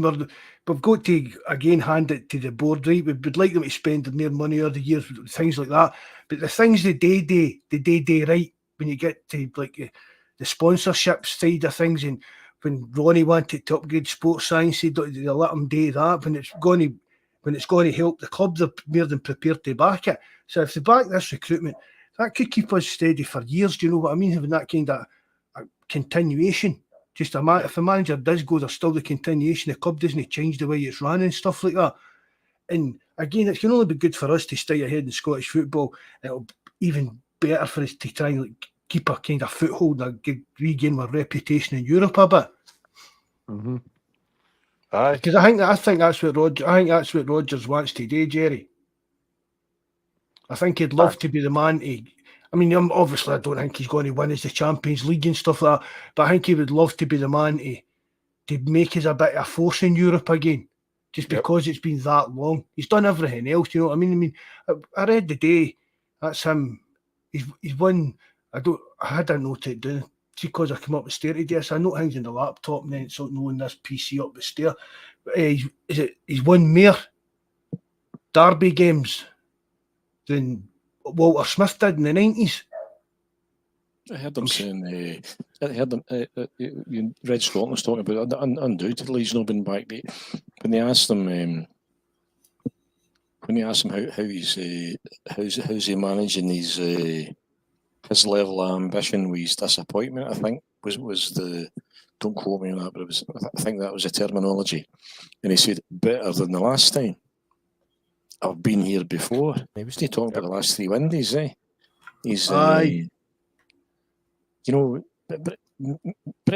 Rodgers doesn't need to take the Celtic board's pish.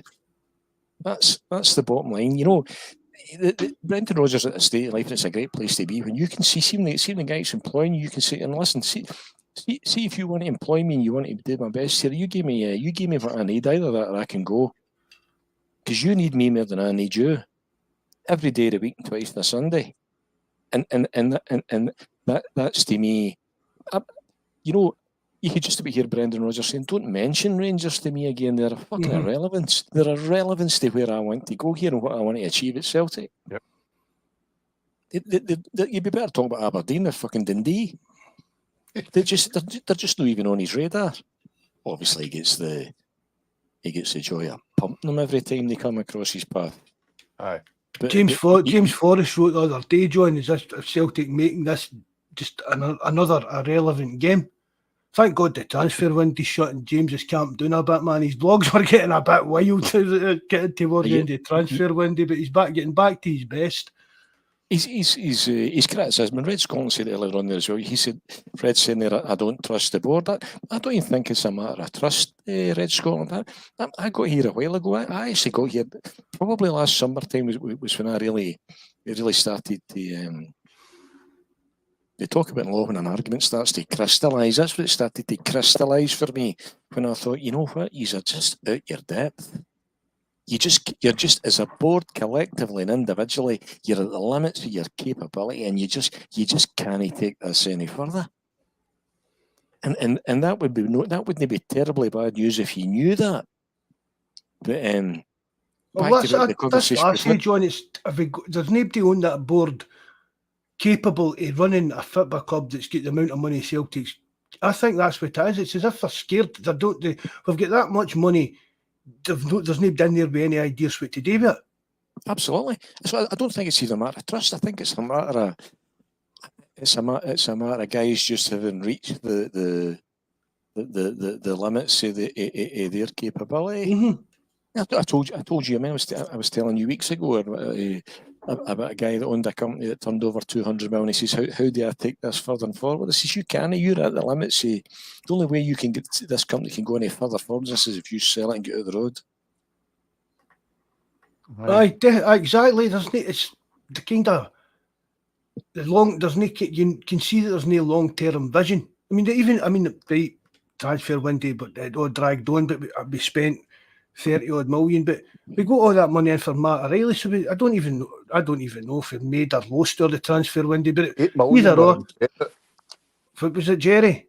Well, I was told 8, but somebody said to me it's 10, so it's at least £8 million we are to the good transfers in and out this window. See, people moan about that, but that doesn't really bother me.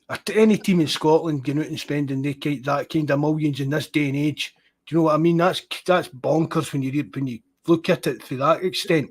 The good news is that gap for a club, for a modern day club, in terms of recruitment strategy and structure to deliver that strategy.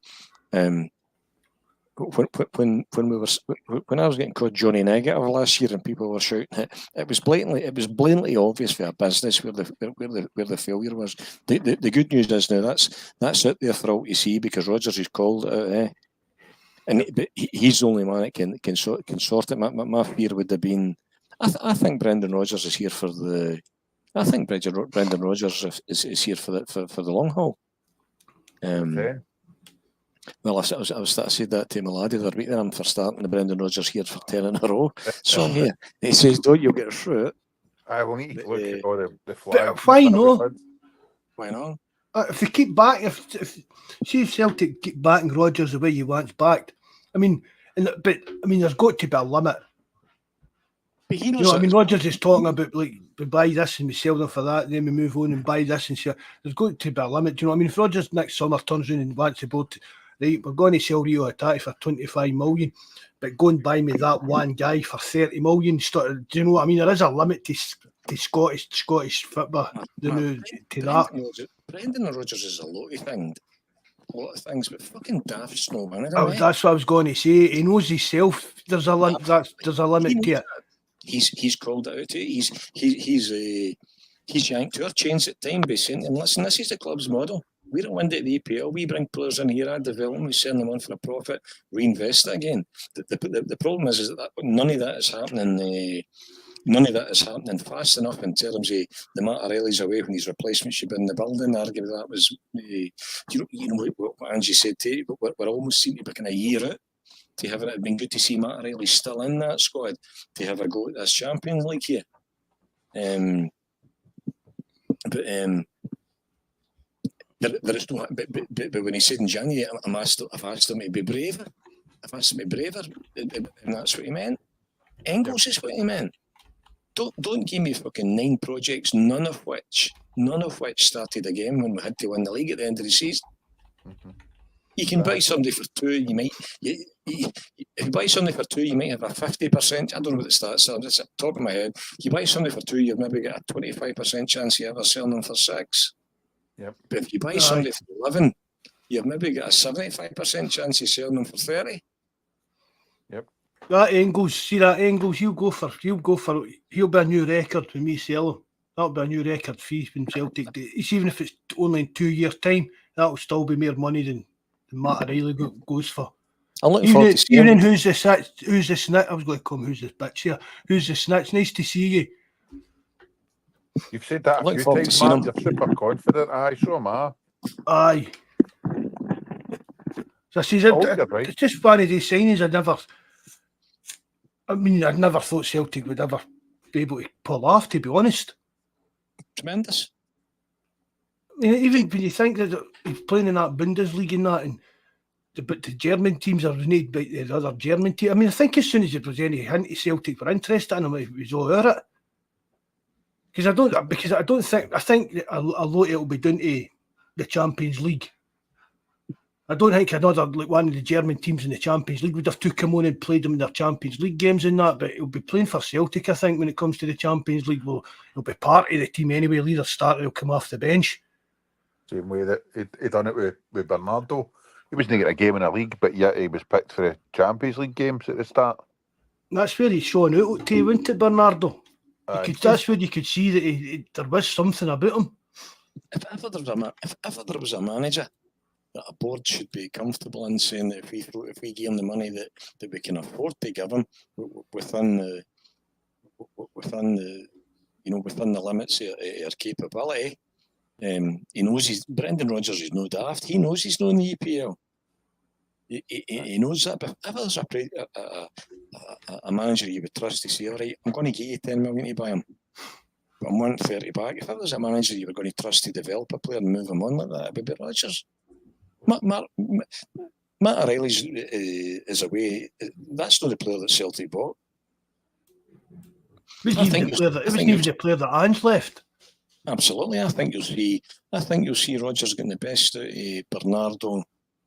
I'd like to say Hatate and Kuhn and Engels as well.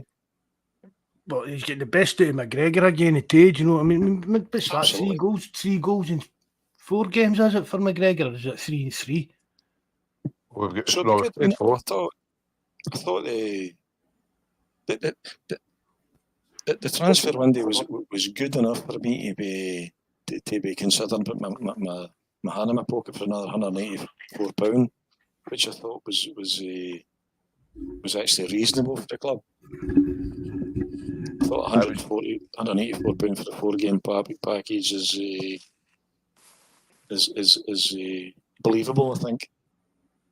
Because every man in their dug was saying, well, it'll be £200, it'll be £200. And I don't know if it's that maybe been a wee bit of PR play. Is Celtic maybe put that out? It was going to be like through the grapevine, it was going to be 200, and then when it's lowered down, it makes them look better. It's a wee bit cynical about how that, do you know what I mean? Because it was as if it was a known fact. The way people were talking, it was as if it was already a known fact. It's going to be £200. I think they just took it for granted it was going to be that for this new setup. But hey, we don't get our 2 free games at the start, or at least 1 free game at the start of the season anyway, with a book anyway, anymore. Aston Villa, but is it Aston Villa's charging? Somebody 94. Put in the Discord there, £94. You're just damn near double what we're asking, eh? Aye. So that's that's for the home fans, isn't it? They can't charge you. Aye. There's a cap on it. There's a cap on the price they can ask for away tickets. I think it's €60, I think, whatever that is in pounds. I don't know if Welsh says it's going down next year again, so that's a good thing that UEFA is doing for that, because I mean, Aston Villa could have ripped Celtic fans' arse right out of them with that. Do you know what I mean? Because you could have charged £100 a ticket and Celtic fans would have bought that. We know they would have, do you know what I mean? Red saying they're not convinced that I done it and maybe we did pay over the odds. It doesn't matter. If you paid 2 million over the odds, it doesn't matter. And the comfort I'm taking, Red, is without Ida last year, but you arguably don't win the league and you don't win the cup. Yep. Whether he's just not quite up to speed yet, or whether they hardly kicked a ball summer. I know. Or whether I said to Martin, I think that was the case. Whether he's feeling the weight of the price tag, I know. But see if there's a man's capable of getting his head and telling him to just put all that to side and just do his thing. It's Brendan Rodgers. This is some Jerry. This is some change for the Bishop, isn't it? I'm out there trying to unburn his book, man. Aye. Mind all the moaning and that when he came, and then all the moaning when they thought we weren't going to win the league last year. You can't unburn my book, John. I'll tell you. See, any time my old man gave his opinion, he used to say, I reserve the right to be wrong. That's always two of the best things I've ever known, even working in business, was I know what I don't know, and I reserve the right to be wrong. Somebody played the fifth on that one, eh? I'm delighted to be in humble pie with Brendan Rodgers. You know, he's got an eagle last year because. On you go, John. Sorry. So he's got an eagle of the Clyde. You walk him around there, but he's the first game back when he disappeared up at Turner. I thought, I'm glad you've done that. I'm glad you've just read the room. Disappear up the fucking tunnel, eh? Yep. But he thought it around there with the shiny suit and the white teeth, the suntan and the Gucci belt. Fair dues. He's been fantastic. I mean, last year there was still that bit of big disconnect there. I mean, even the guys that did want Rodgers back, there was always that wee niggly thing, like, he's still done what he done kind of thing and that. But see, the new, right, all the transfer windows done, we're happy with the signings. Aye, we could have been better, no getting into that again. Right, got a good Champions League draw. And for me, this is the full club seems there's a kind of bit of unison about the place again, John. The way it was when Rodgers first came in the last time. Well, you certainly Is it- didn't have that at the. It started last season. You've had, as I said, you've had, and you still win the league. You've had a change of manager, a change of system, players that were brought in specifically to play that system. I've said it before. You've had the Palestine bit, Celia Bada, the Green Brigade band, Good Girl Gate, Scottish Press, just being the Scottish fucking press. Creates a siege mentality. We'll write our own narrative. Fucking box office, Brendan. Tremendous. I just think there's that kind of everything's forgotten. I mean, we've said it ourselves, John. His redemption's complete. The redemption's complete. Forget about it, Brendan. And the fans are all happy. He said today that I think things are going to change behind the scenes a bit for the better. And I just think the feeling about the club they knew is getting back to the first time Rodgers came in. I mean, because even Angie's second season was the start. Do you know what I mean? But the first season we came in was a rough start. Do you know what I mean? I think he mentioned that word that you've mentioned there. He mentioned that unity again, eh? And he's mentioned the Holy Trinity, the support, the team, the manager. I think he's back, and we certainly weren't there when we started last season, but you're there now, eh? I would like to hear. I'm hoping over the next weeks, months, we start to see the shape the football club, from a recruitment perspective, starting to develop. And they say we've got a. Why can you not come out and tell us this? Why can you not come out and tell us, listen, our intention here would like to put a director of football in charge to maintain a continuity when managers come and go. We want a head of recruitment below that, then the scouts. Why don't they come out and communicate that to us? I was definitely. Do you know that's not going to happen? And it's even when they come out and make these kind of announcements, there's not going to be any public announcement of the structure of the club. We'll still need to talk. Do you know what I mean? We'll still need to guess at who's doing what. But at least if they've got like a job title, you'll be able to have a general idea of it. Yeah. But I'm saying as well, for me, there's got to be.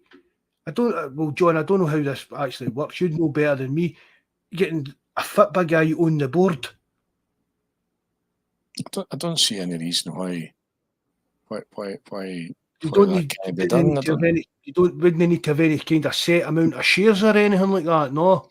I don't see why, just because that's your whatever your background would necessarily exclude you from being on the board. The only reason I said that was to make sure that Brendan Rodgers goes nowhere. No, but even though that, I mean, could Martin O'Neill not do that kind of job they know? I mean, the Celtic board only meets 6 times a year. Yeah.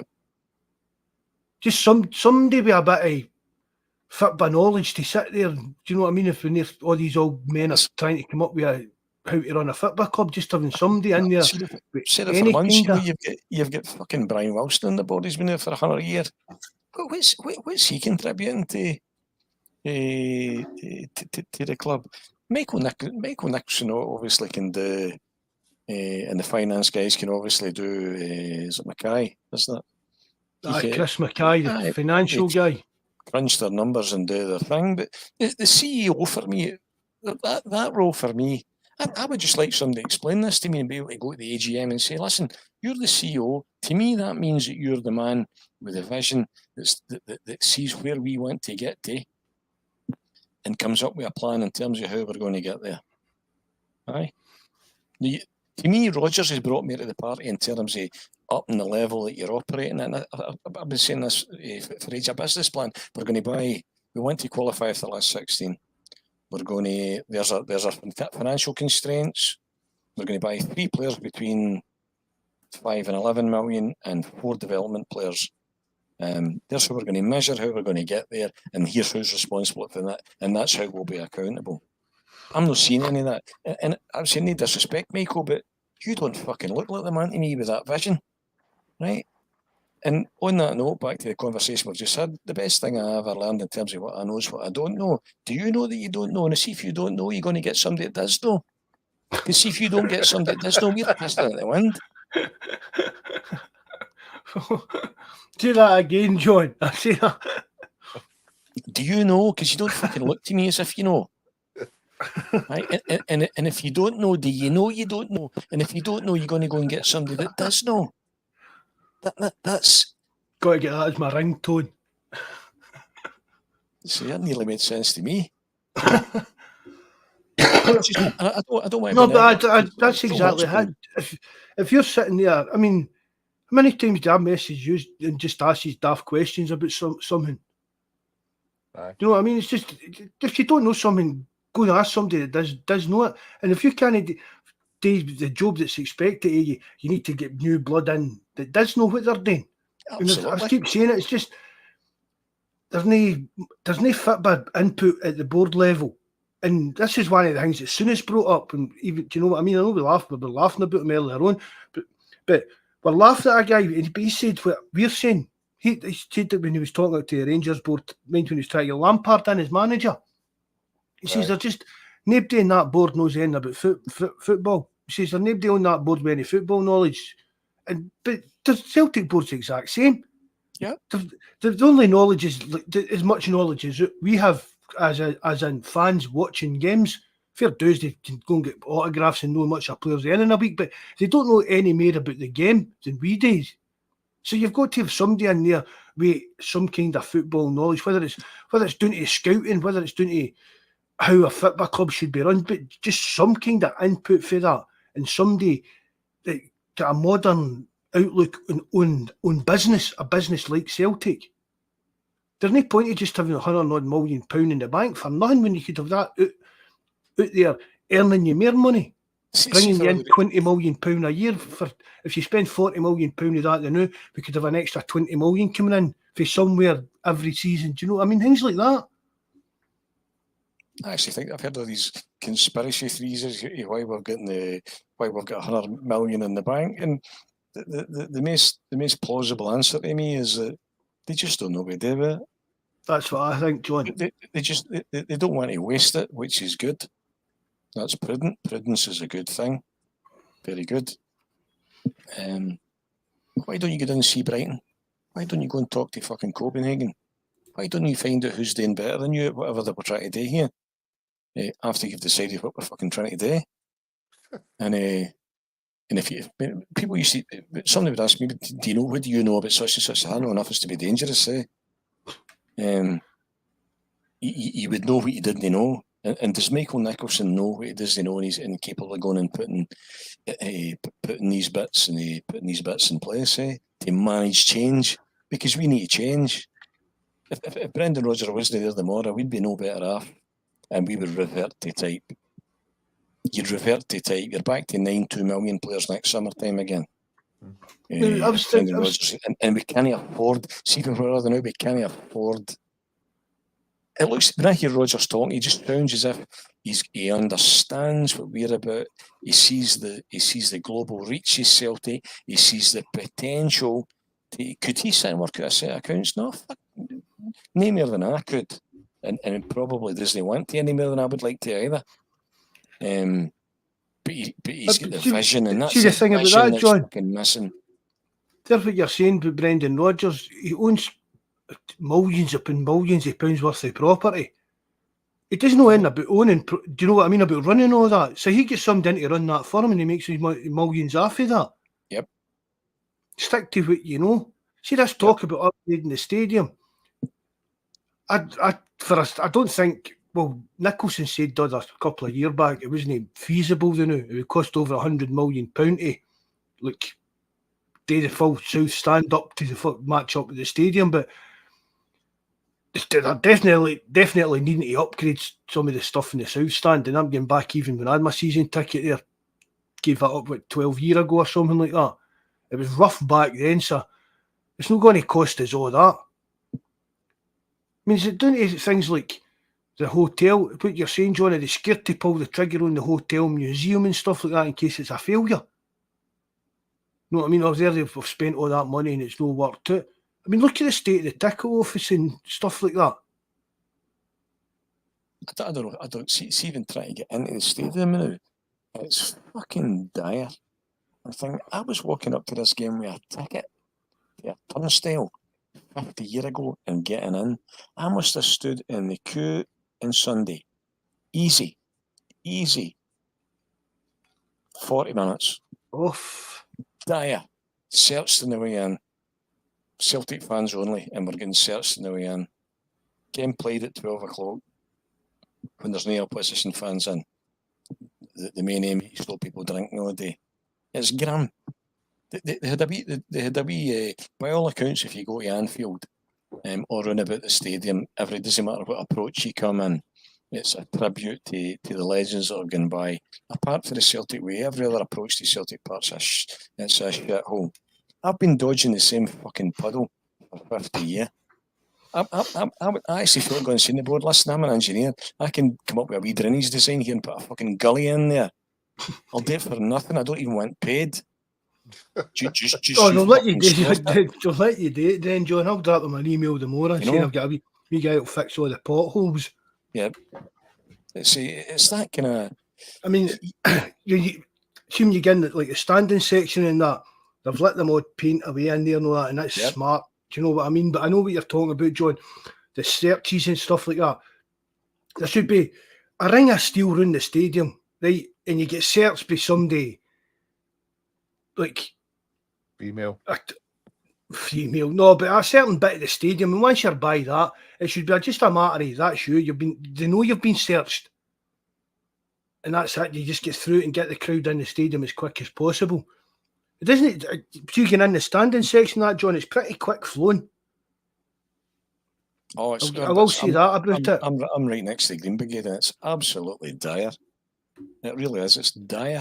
They tried. It actually worked, and it was better than what's there just now. But they only done it. They done it once, twice, and then the pedestrian barriers that they try to corral you the way you have an airport, Right. And that was better. At least it stopped everybody just joining the queue wherever they wanted to join the queue, But you're I got a bottle of water taken off me, searched. You think, do I look as if I'm a danger to MD?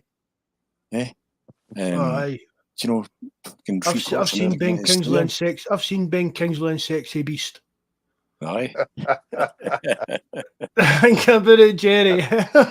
It's all just so positive, isn't it? I just hope that I just hope the club can just stand back. If Roger's a man to do that, they stand back and ask them to have a wee look at themselves in terms of their ambition and their aspirations. Do you want to just continue being this big fish in a wee pond? That's do you want to take the next step? A medium-sized fish in a big pond. I've been saying to you for how long? That's not even an option because the Scottish football. We need to hold back, John. When the one your nearest rivals for years are no more.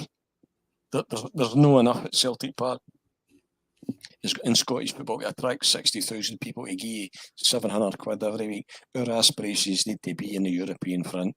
What they do is irrelevant. And somebody needs to stand back and see that this business model, it's just been one step ahead of them, is unsustainable. It's not even worth talking about. It's just fucking unsustainable.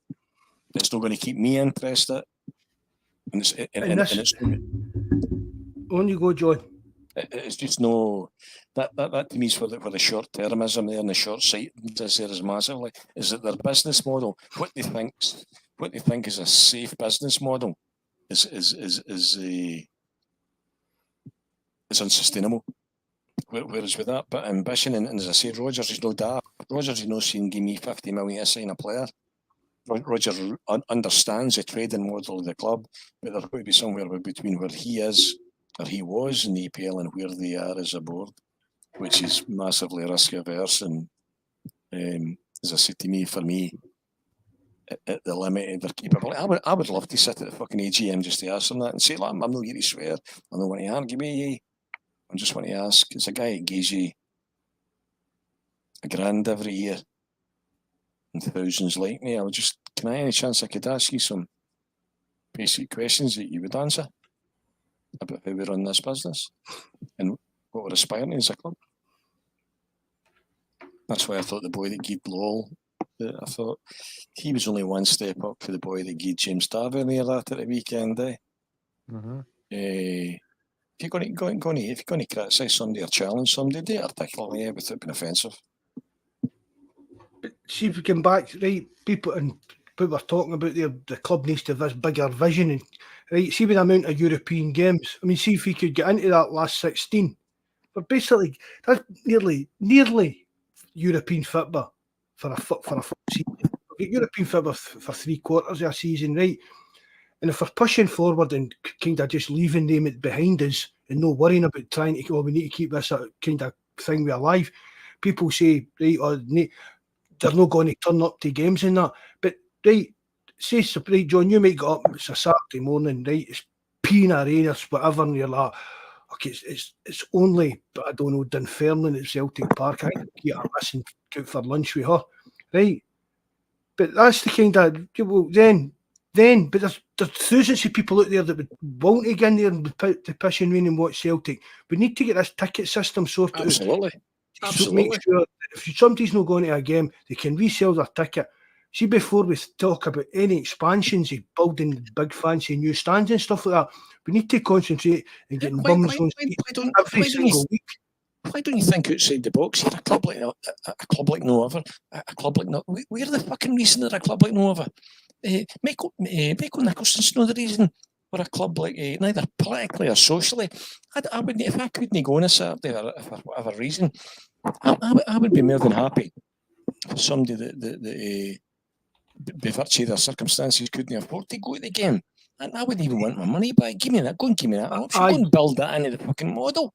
Put it onto the forum, John, and you Absolutely. can just get you in touch with something. I mean, we've got guys in touch with tickets, but see, like if you an e-ticket, one of you just send them something. Do you know what I mean? Or their phone or an email or something.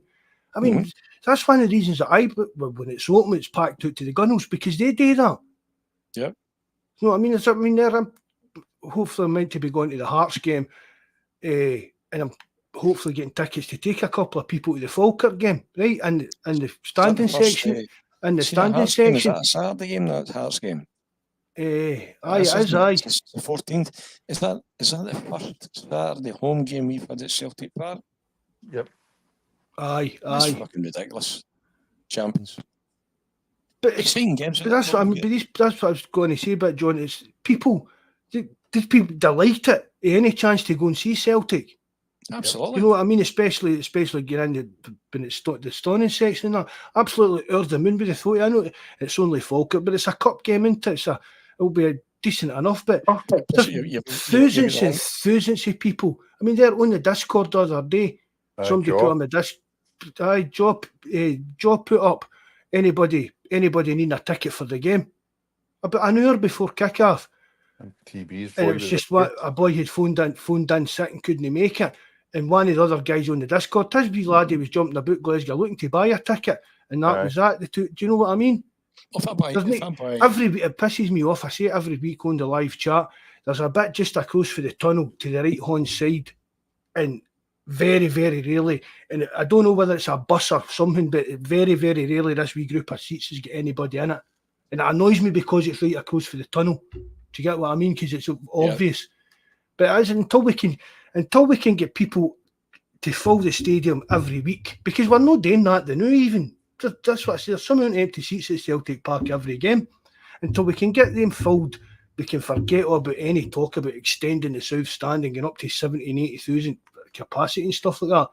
Because then when we're up against, especially if we do just end up just running away for the rest of the Scottish group. I think I was in that. I think the first time I was in that ground, I was just a lad, just a kid there. That stand had just opened. I think that stand must have opened around about 1971 or something like that. And that was the state of the art in that day. Particularly when you look down onto the old jungle for there. But it's badly needed renovation. I don't see how it would make a lot of people make a big thing of the fact we're already still 5,000 seats ahead of them. I think by all accounts, if you spent 100 million, all it gives you in that stand is another 7,000 tickets. And that it'd be hard to see how that stacks up. See the north stand and the two corner bits. I think when they built that at the time, there's 26,000 in that. Then you've got the two ends. So what's the total capacity? Is it 60,000? Mm-hmm. So that would be like 26 plus whatever the two ends give you. And then the main stand. But I think that main stand used to only be about, I think there's maybe only be something like 7,000 in that main stand, 8,000 in that main stand. Yeah. I mean, Patrick saying that North Stand's 30-year-old next July. That's right. That man, that makes me happy. See the South Stand. No, but I would do with that. I would refurbish that as a, it's even like one, see like maybe the top now it's actually split. Have you ever been in the South Stand, John?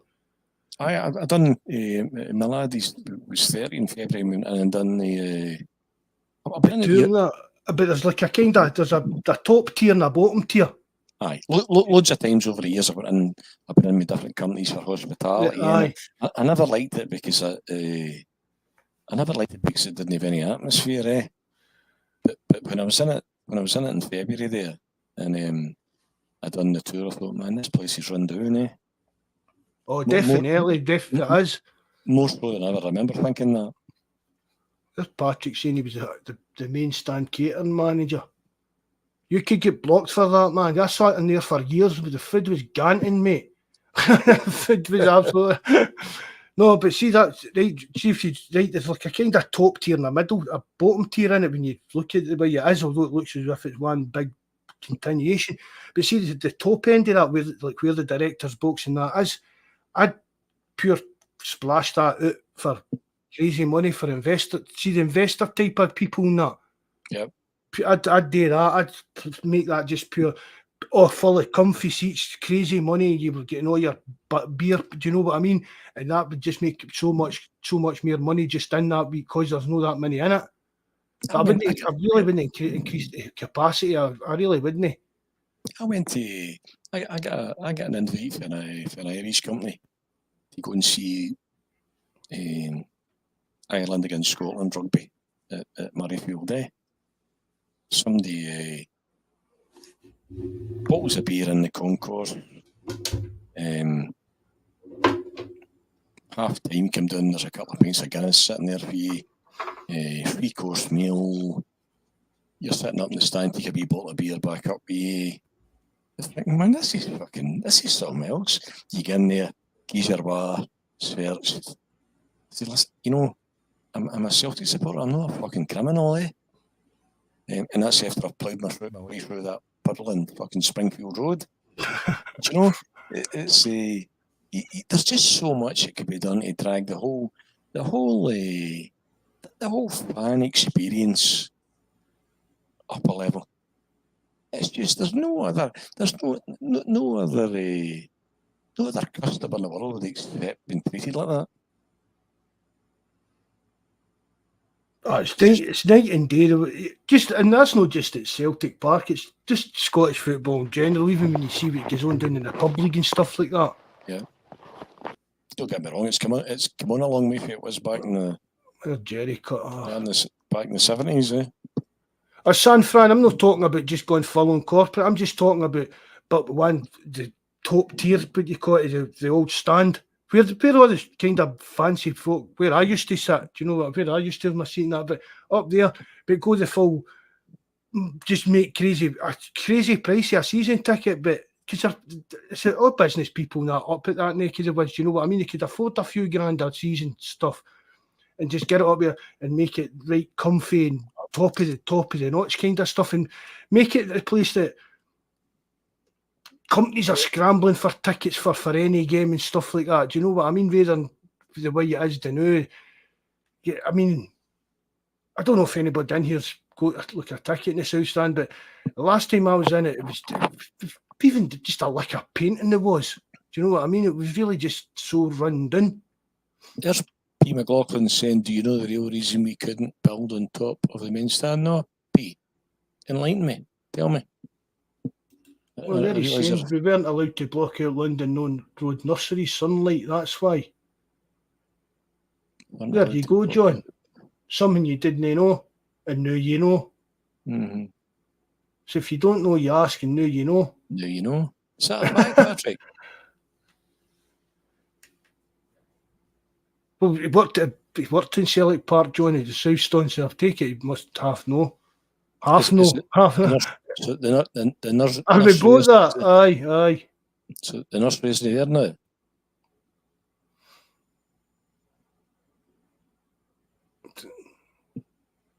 Could he blind from a food poisoning? Oh, there's a claim coming.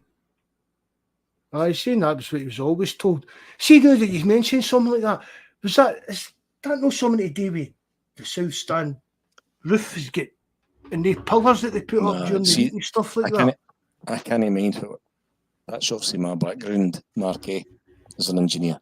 I'm a design engineer, steelwork. And reinforced concrete. I can't remember, but there's two. You'll see the two pillars, like a third of the way along the main tie. See the girder that runs it. There's a truss girder runs right along the front of that stand. Right. And you'll see the two legs almost drop down temporarily. Is that what it is? Have you seen them? Aye. I can't remember what one it is, so don't quote me. It's either obviously seeing you're designing something for the kind of things that only happen kind of once in every 50 years or whatever, but I can't remember. It's either wind load up the way or snow load down the way. But for whatever reason, in certain circumstances, the legs need to be dropped because that main truss is under designed. Oh, I didn't know that. If you want to get really boring, you'll see them. They're about a third of the way along. Next time you're in, you'll see them. They're actually tucked up right under the main tie of the girder. And I don't know how often they do get brought down, and I can't mind what one it is. But see when you build a frame like that, see if you're building like a portal frame or a building like a shed like that or a stand. It's actually your biggest problem structurally is keeping it down, not keeping it up. Because the wind load is just phenomenal. There's actually no way in a stand like that, either in the roof or otherwise, other than like snow loading. But your biggest problem is wind loading up the way rather than down the way, which kind of reverses the way the whole structure is loaded. And I can't people say as well that we can't do something to the South Stand because it's a listed building, but I mean, I'm old enough to remember the old front of Celtic Park, John. Did Celtic just build on top of that? Where's that, Mark? I was looking at who the snitches comment there. I didn't know what that was about.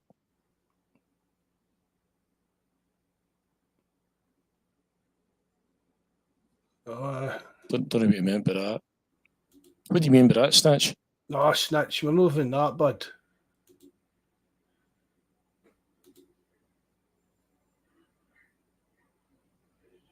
Right, just aye. No, I'm not even that bad. Right. What was I saying there? I hope you've seen them, Mark. Right, people have said to me, "Oh, we can't build on the South Stand. It's a listed building." Right, but I'm old enough to remember, like the old front of Celtic Park. So, but I'm not old, and I obviously I can remember the new game, but I can't remember I never can remember seeing what they were doing. So, is that old bit still in some way built into the new bit? If you get what I mean. I don't know, Mark. I couldn't tell you honestly. Because surely the front of Celtic Park's not a listed building. Whatever it is they call it. Do you know what I mean? It's just. I wouldn't have. The whole Celtic way there's fantastic. When you come up that side now, it's some difference from back in the day, innit? Oh, geez, no half. In the primary school was there and came up there, but coming in Jane, I'm never in the Janefield Street end now, but I come in the Springfield Road end, and it's a big scopes for improvement there, Aye. Should be. They need to. I don't know. I mean, you're not want to come out with all the mad, crazy stuff as well that they come out with Ibrox to get, do you know what I mean? Copy bears get singing this song pattern and all that.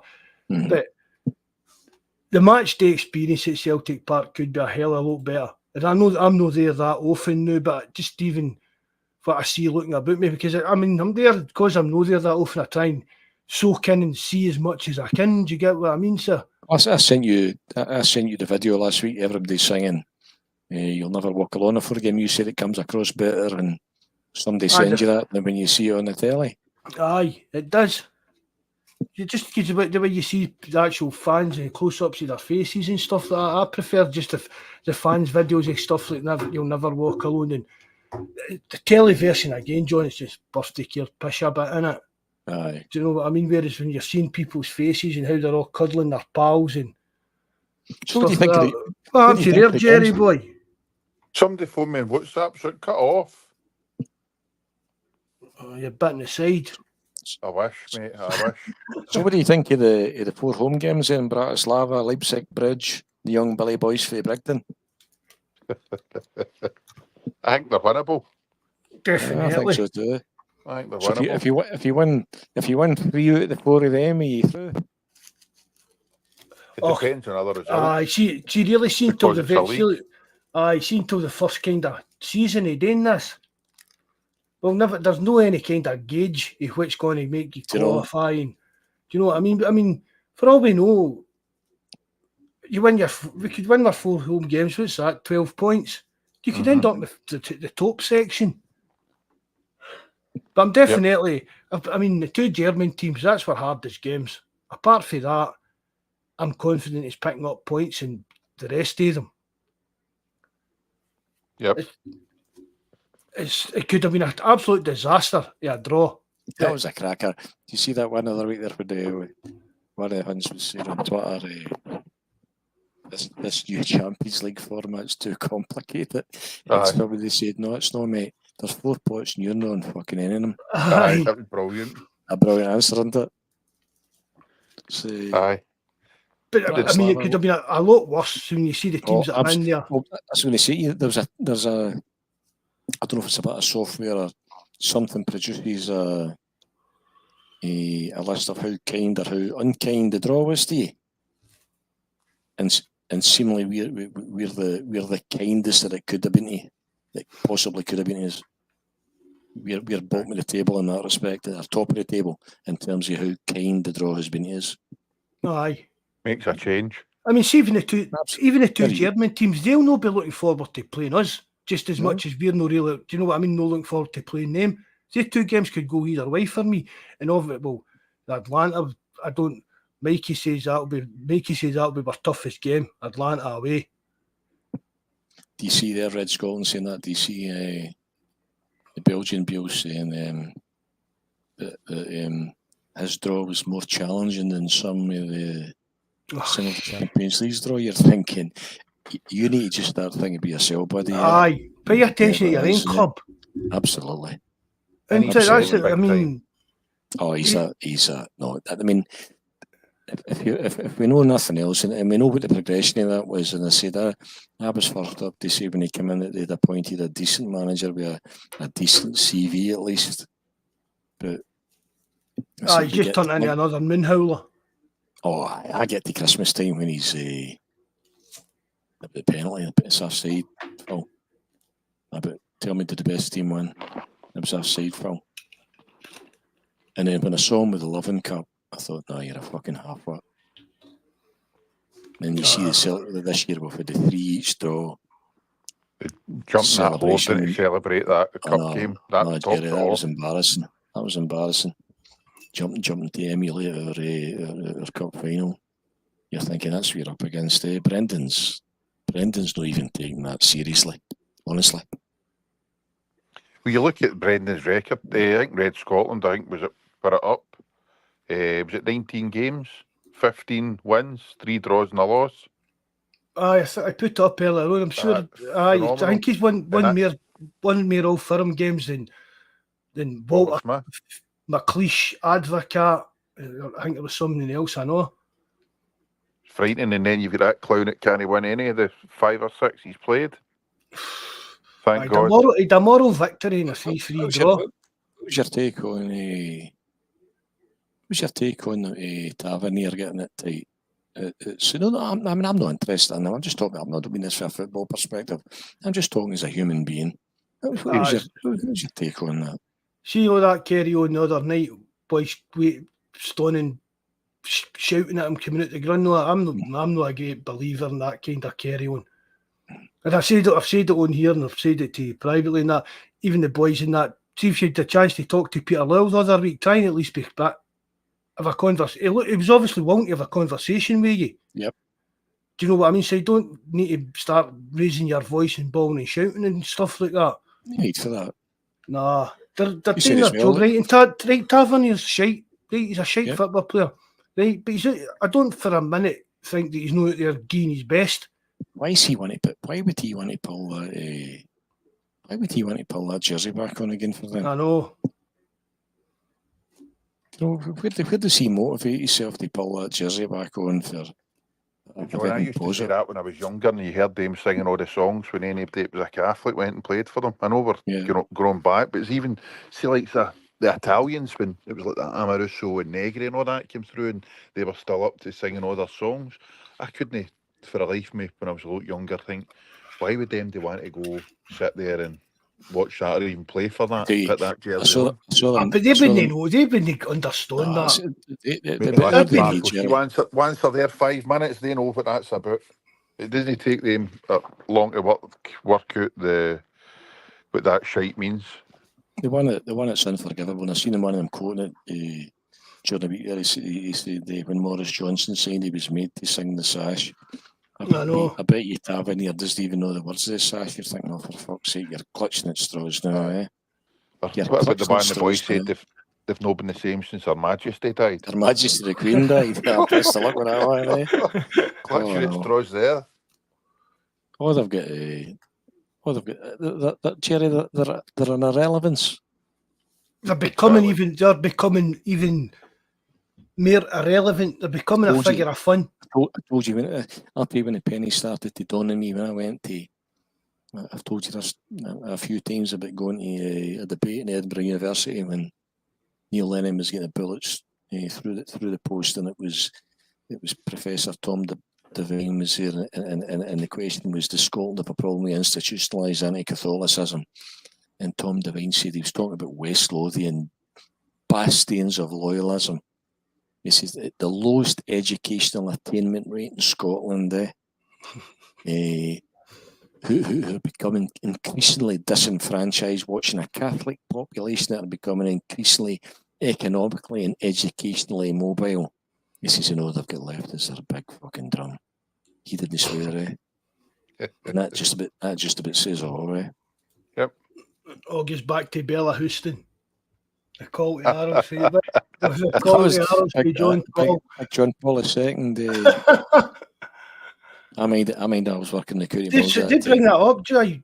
Do you know that? Wait a minute. We were encouraged to infiltrate the public service and politics and law. Fucking infiltrate. You could be right. See, it's the stuff like that. I mean, I send you that you see all these daft clips you pick up on Twitter, the stuff that they've posted on their forums and that, and it's the wording that they use into it. Oh man, it all needs to sound a bit like militaristic. Is that even a word? It all needs to be that. It all seems to be that kind of thing. The battle fever and this proud traditions and. Even that's what was it? I don't know if I sent you. I picked it up and it was like, it was meant to be 6 questions. It was at that Heart and Hand podcast that we're doing it.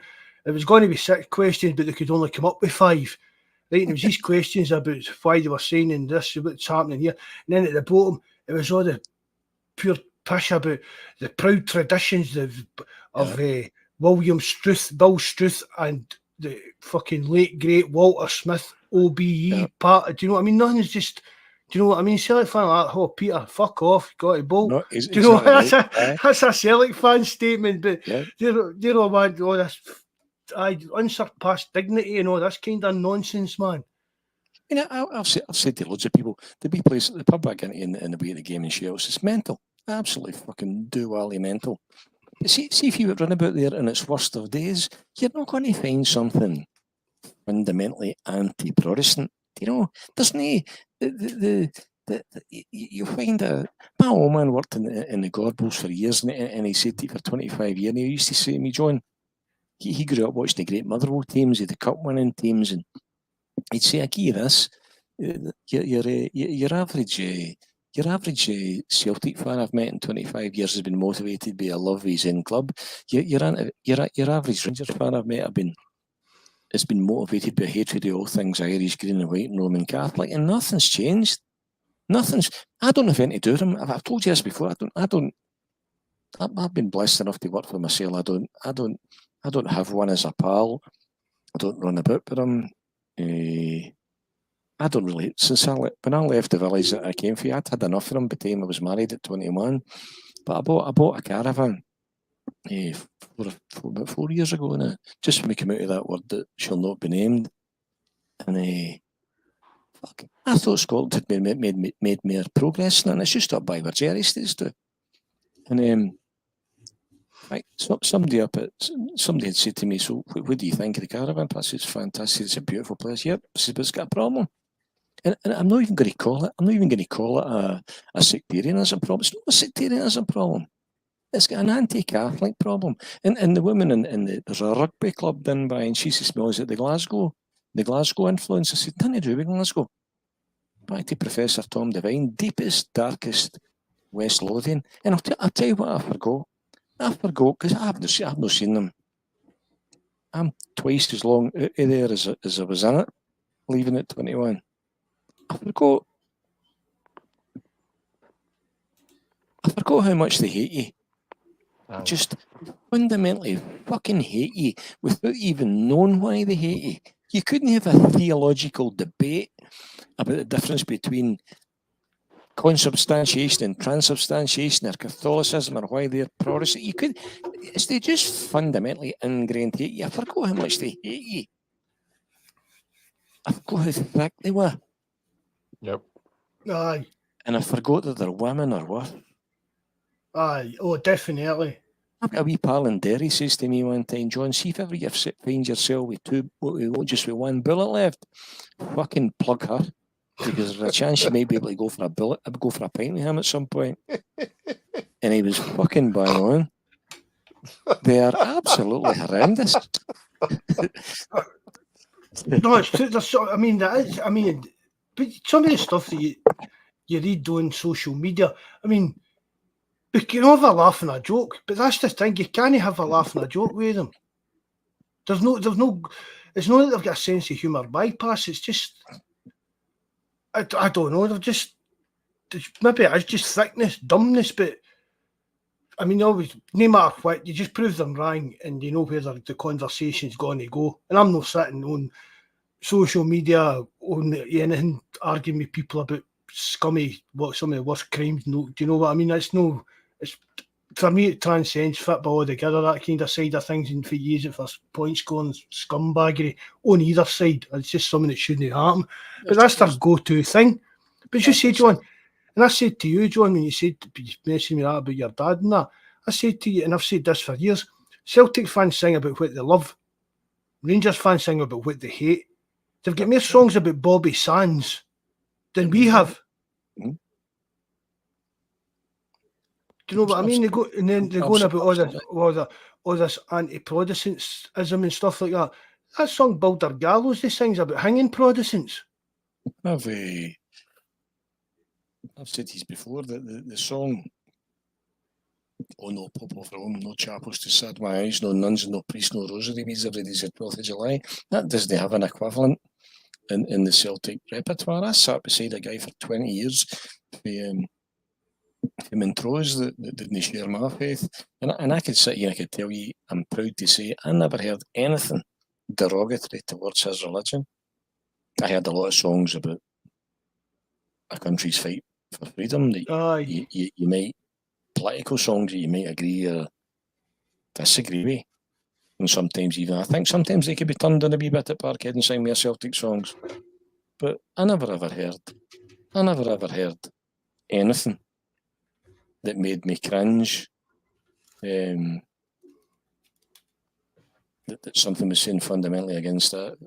I've never heard used to sing that, when they used to sing that Beautiful Day by U2, I used to cringe. What was that? That Beautiful Day by U2. I can't think of that. What it was? Mark, he's a wee rendition. Right? Oh, Go and sing it, Mark. that'll be right. I'm not singing it, but back years ago, it was a U2 song. It's a Beautiful Day. I can mind the song, but I can't mind who was singing at Parkhead. Aye, used to get played all the time at the end of games, especially big games. And just because it was U2, do you know what I mean? Just used to put me right off it. You know, a fan of U2? No, it used to be years ago, but no, no. But see the thing about that, John. See what you're saying. There's some song you think just tone it down a wee bit. I just look on that back, like when we were younger ourselves and going to games full of the drink and stuff like that, a wee bit boisterous. There's nothing really that Celtic fan sings that I would turn and say that's totally 100% out of order. No, I don't. Listen, there's no song comes for that section I could write all the words down. Aye. And sang them long before they sang them. But maybe sometimes I think when I think I just sometimes I think in the height of the conflict, when that was sung in the jungle, you were getting a genuine political response to a situation. When I was having this discussion with my son on Sunday because the songs were all on the table. I said, you would know how left field these was and how kind of anti-establishment this was back in the day at that time. But it was almost like a genuine political reaction at that time, whereas sometimes it just comes a bit across to me as being a wee bit orchestrated more than a genuine response. I don't have a problem with them either. I just I don't know. Sometimes I just an age thing, John, maybe. That's what I'd say that for myself. If I was like that, I'd just probably put that down to age. Maybe it's because I'm thinking, you know, a united Ireland is now more of a certainty than and it will happen before you have an independent Scotland. Sad to say, that war has been fought and won. I'm not saying we shouldn't sing songs celebrating that. I don't have a problem in any shape or form with that. I just think I don't know. I think I love the Dear Green Place, St Patrick's Banner, and Sunday. That's obviously a play on Glasgow being the Dear Green Place. Did you see that? What did you see that post? Shoot and get the dogs out, mate. All right. Right, no bother. I'll be waiting Right, up Jerry, anyway, Jerry. Right, I'll catch you later, Guy. bud. God right, bless. Jerry. Bye-bye. Thanks for coming on, bud. Good night. Did I send you that one, John? It was like, did anybody notice the Sky coverage the other day? It started off, is it the necropolis and aye. And then we seen their tifo. Is that just a coincidence, or are these 19th century terrorising supporters actually in cahoots with Sky to troll us? Do you think this guy done that shoot to suit our tifo that day? Absolute moon howlers. I thought it was a cracker. You did St Patrick, you had our Dear Green Place, which is obviously a reference to Glasgow, and then they had the banner that said "Let Celtic Flourish." Did you see that? No, I never seen that one. No, like Celtic.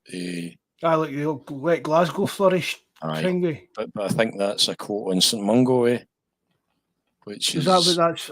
Is that who that is for? I don't quote me, but I think it says like that comes from "Let Glasgow Flourish by the preaching of Thy Word."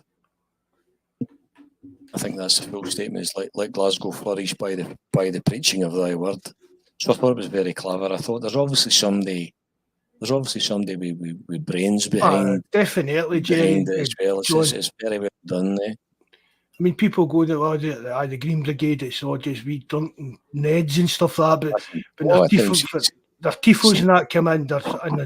There's a lot of work goes on in that behind the scenes to get them up and paint it and that, John. And see the heat at the moment as well against them Sunday, and more so when they're in there, and the songs are getting sung. Particularly that time they were held back, and were giving it beautiful Sunday. Aye, me included. It wasn't the Green Brigade that was singing it was 60,000 that was singing it. So you can't blame the Green Brigade for singing. No. It's the Irish Republican Army. The full stadium was singing it. It's so if you're going to be fair, you're going to criticise somebody. Be fair, eh? Just Red Scotland. There you go. It's often St Kennigan, aka St Mungo. That's it. Let Glasgow flourish by the preaching of thy word. I don't know that much about him, but I mean, we did do something about him at school. So he did with the fish and the bell and stuff like that. St Mungo, isn't it? Yeah. I do mean something about it for school. I think it was a school trip. That was a school trip for us. Hamilton to Glasgow. Oh, do you know what I mean? Right. Packed lunches, all those just to go 10 minutes along the motorway. Right, John, that's 10 to 9. You said you're up early, man. I'm up. I need to go and make my flash now. Aye, mind to set your alarm. As long as it takes you. Is that up or down you're going? Up? I'm in Edinburgh, but I need to drive to. I get a train, but I need to go down to drive at the park and ride there, Airdrie. Normally the wife perhaps is up, as I said, she's in Portugal now. I'm home alone, so I'll need to get myself down there tomorrow morning. Make sure you lock the doors and windows and stuff. If they steal me, they'll bring me back. Ian always tells me they'll bring me back. San Francisco Celtics saying GB are the best. They're great lads. They're young and just brilliant. I know. Don't need to tell me that.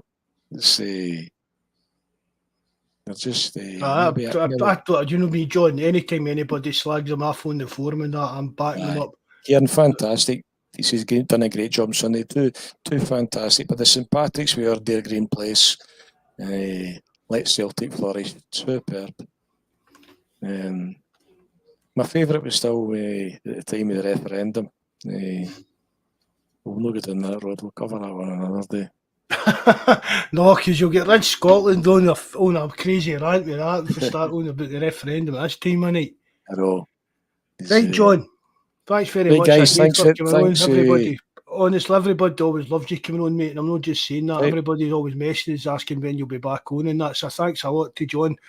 Thanks very much, guys, for coming on. If I said anything to offend the end of the night, I didn't mean it, and I'll ask for forgiveness, and don't take any bad resentments out of anything else said the night. To say if Coco the Clown calls you an idiot, doesn't matter. And it was brilliant to have the crack and just get everybody's contribution. It's a privilege to be on and just to share your thoughts with like-minded Celtic people. And good night, guys, and God bless. Right, cheers, John. Good night. God bless, bud. Thanks, Mark. See you later on. Good night. Thanks, everybody that's joined in, listened in.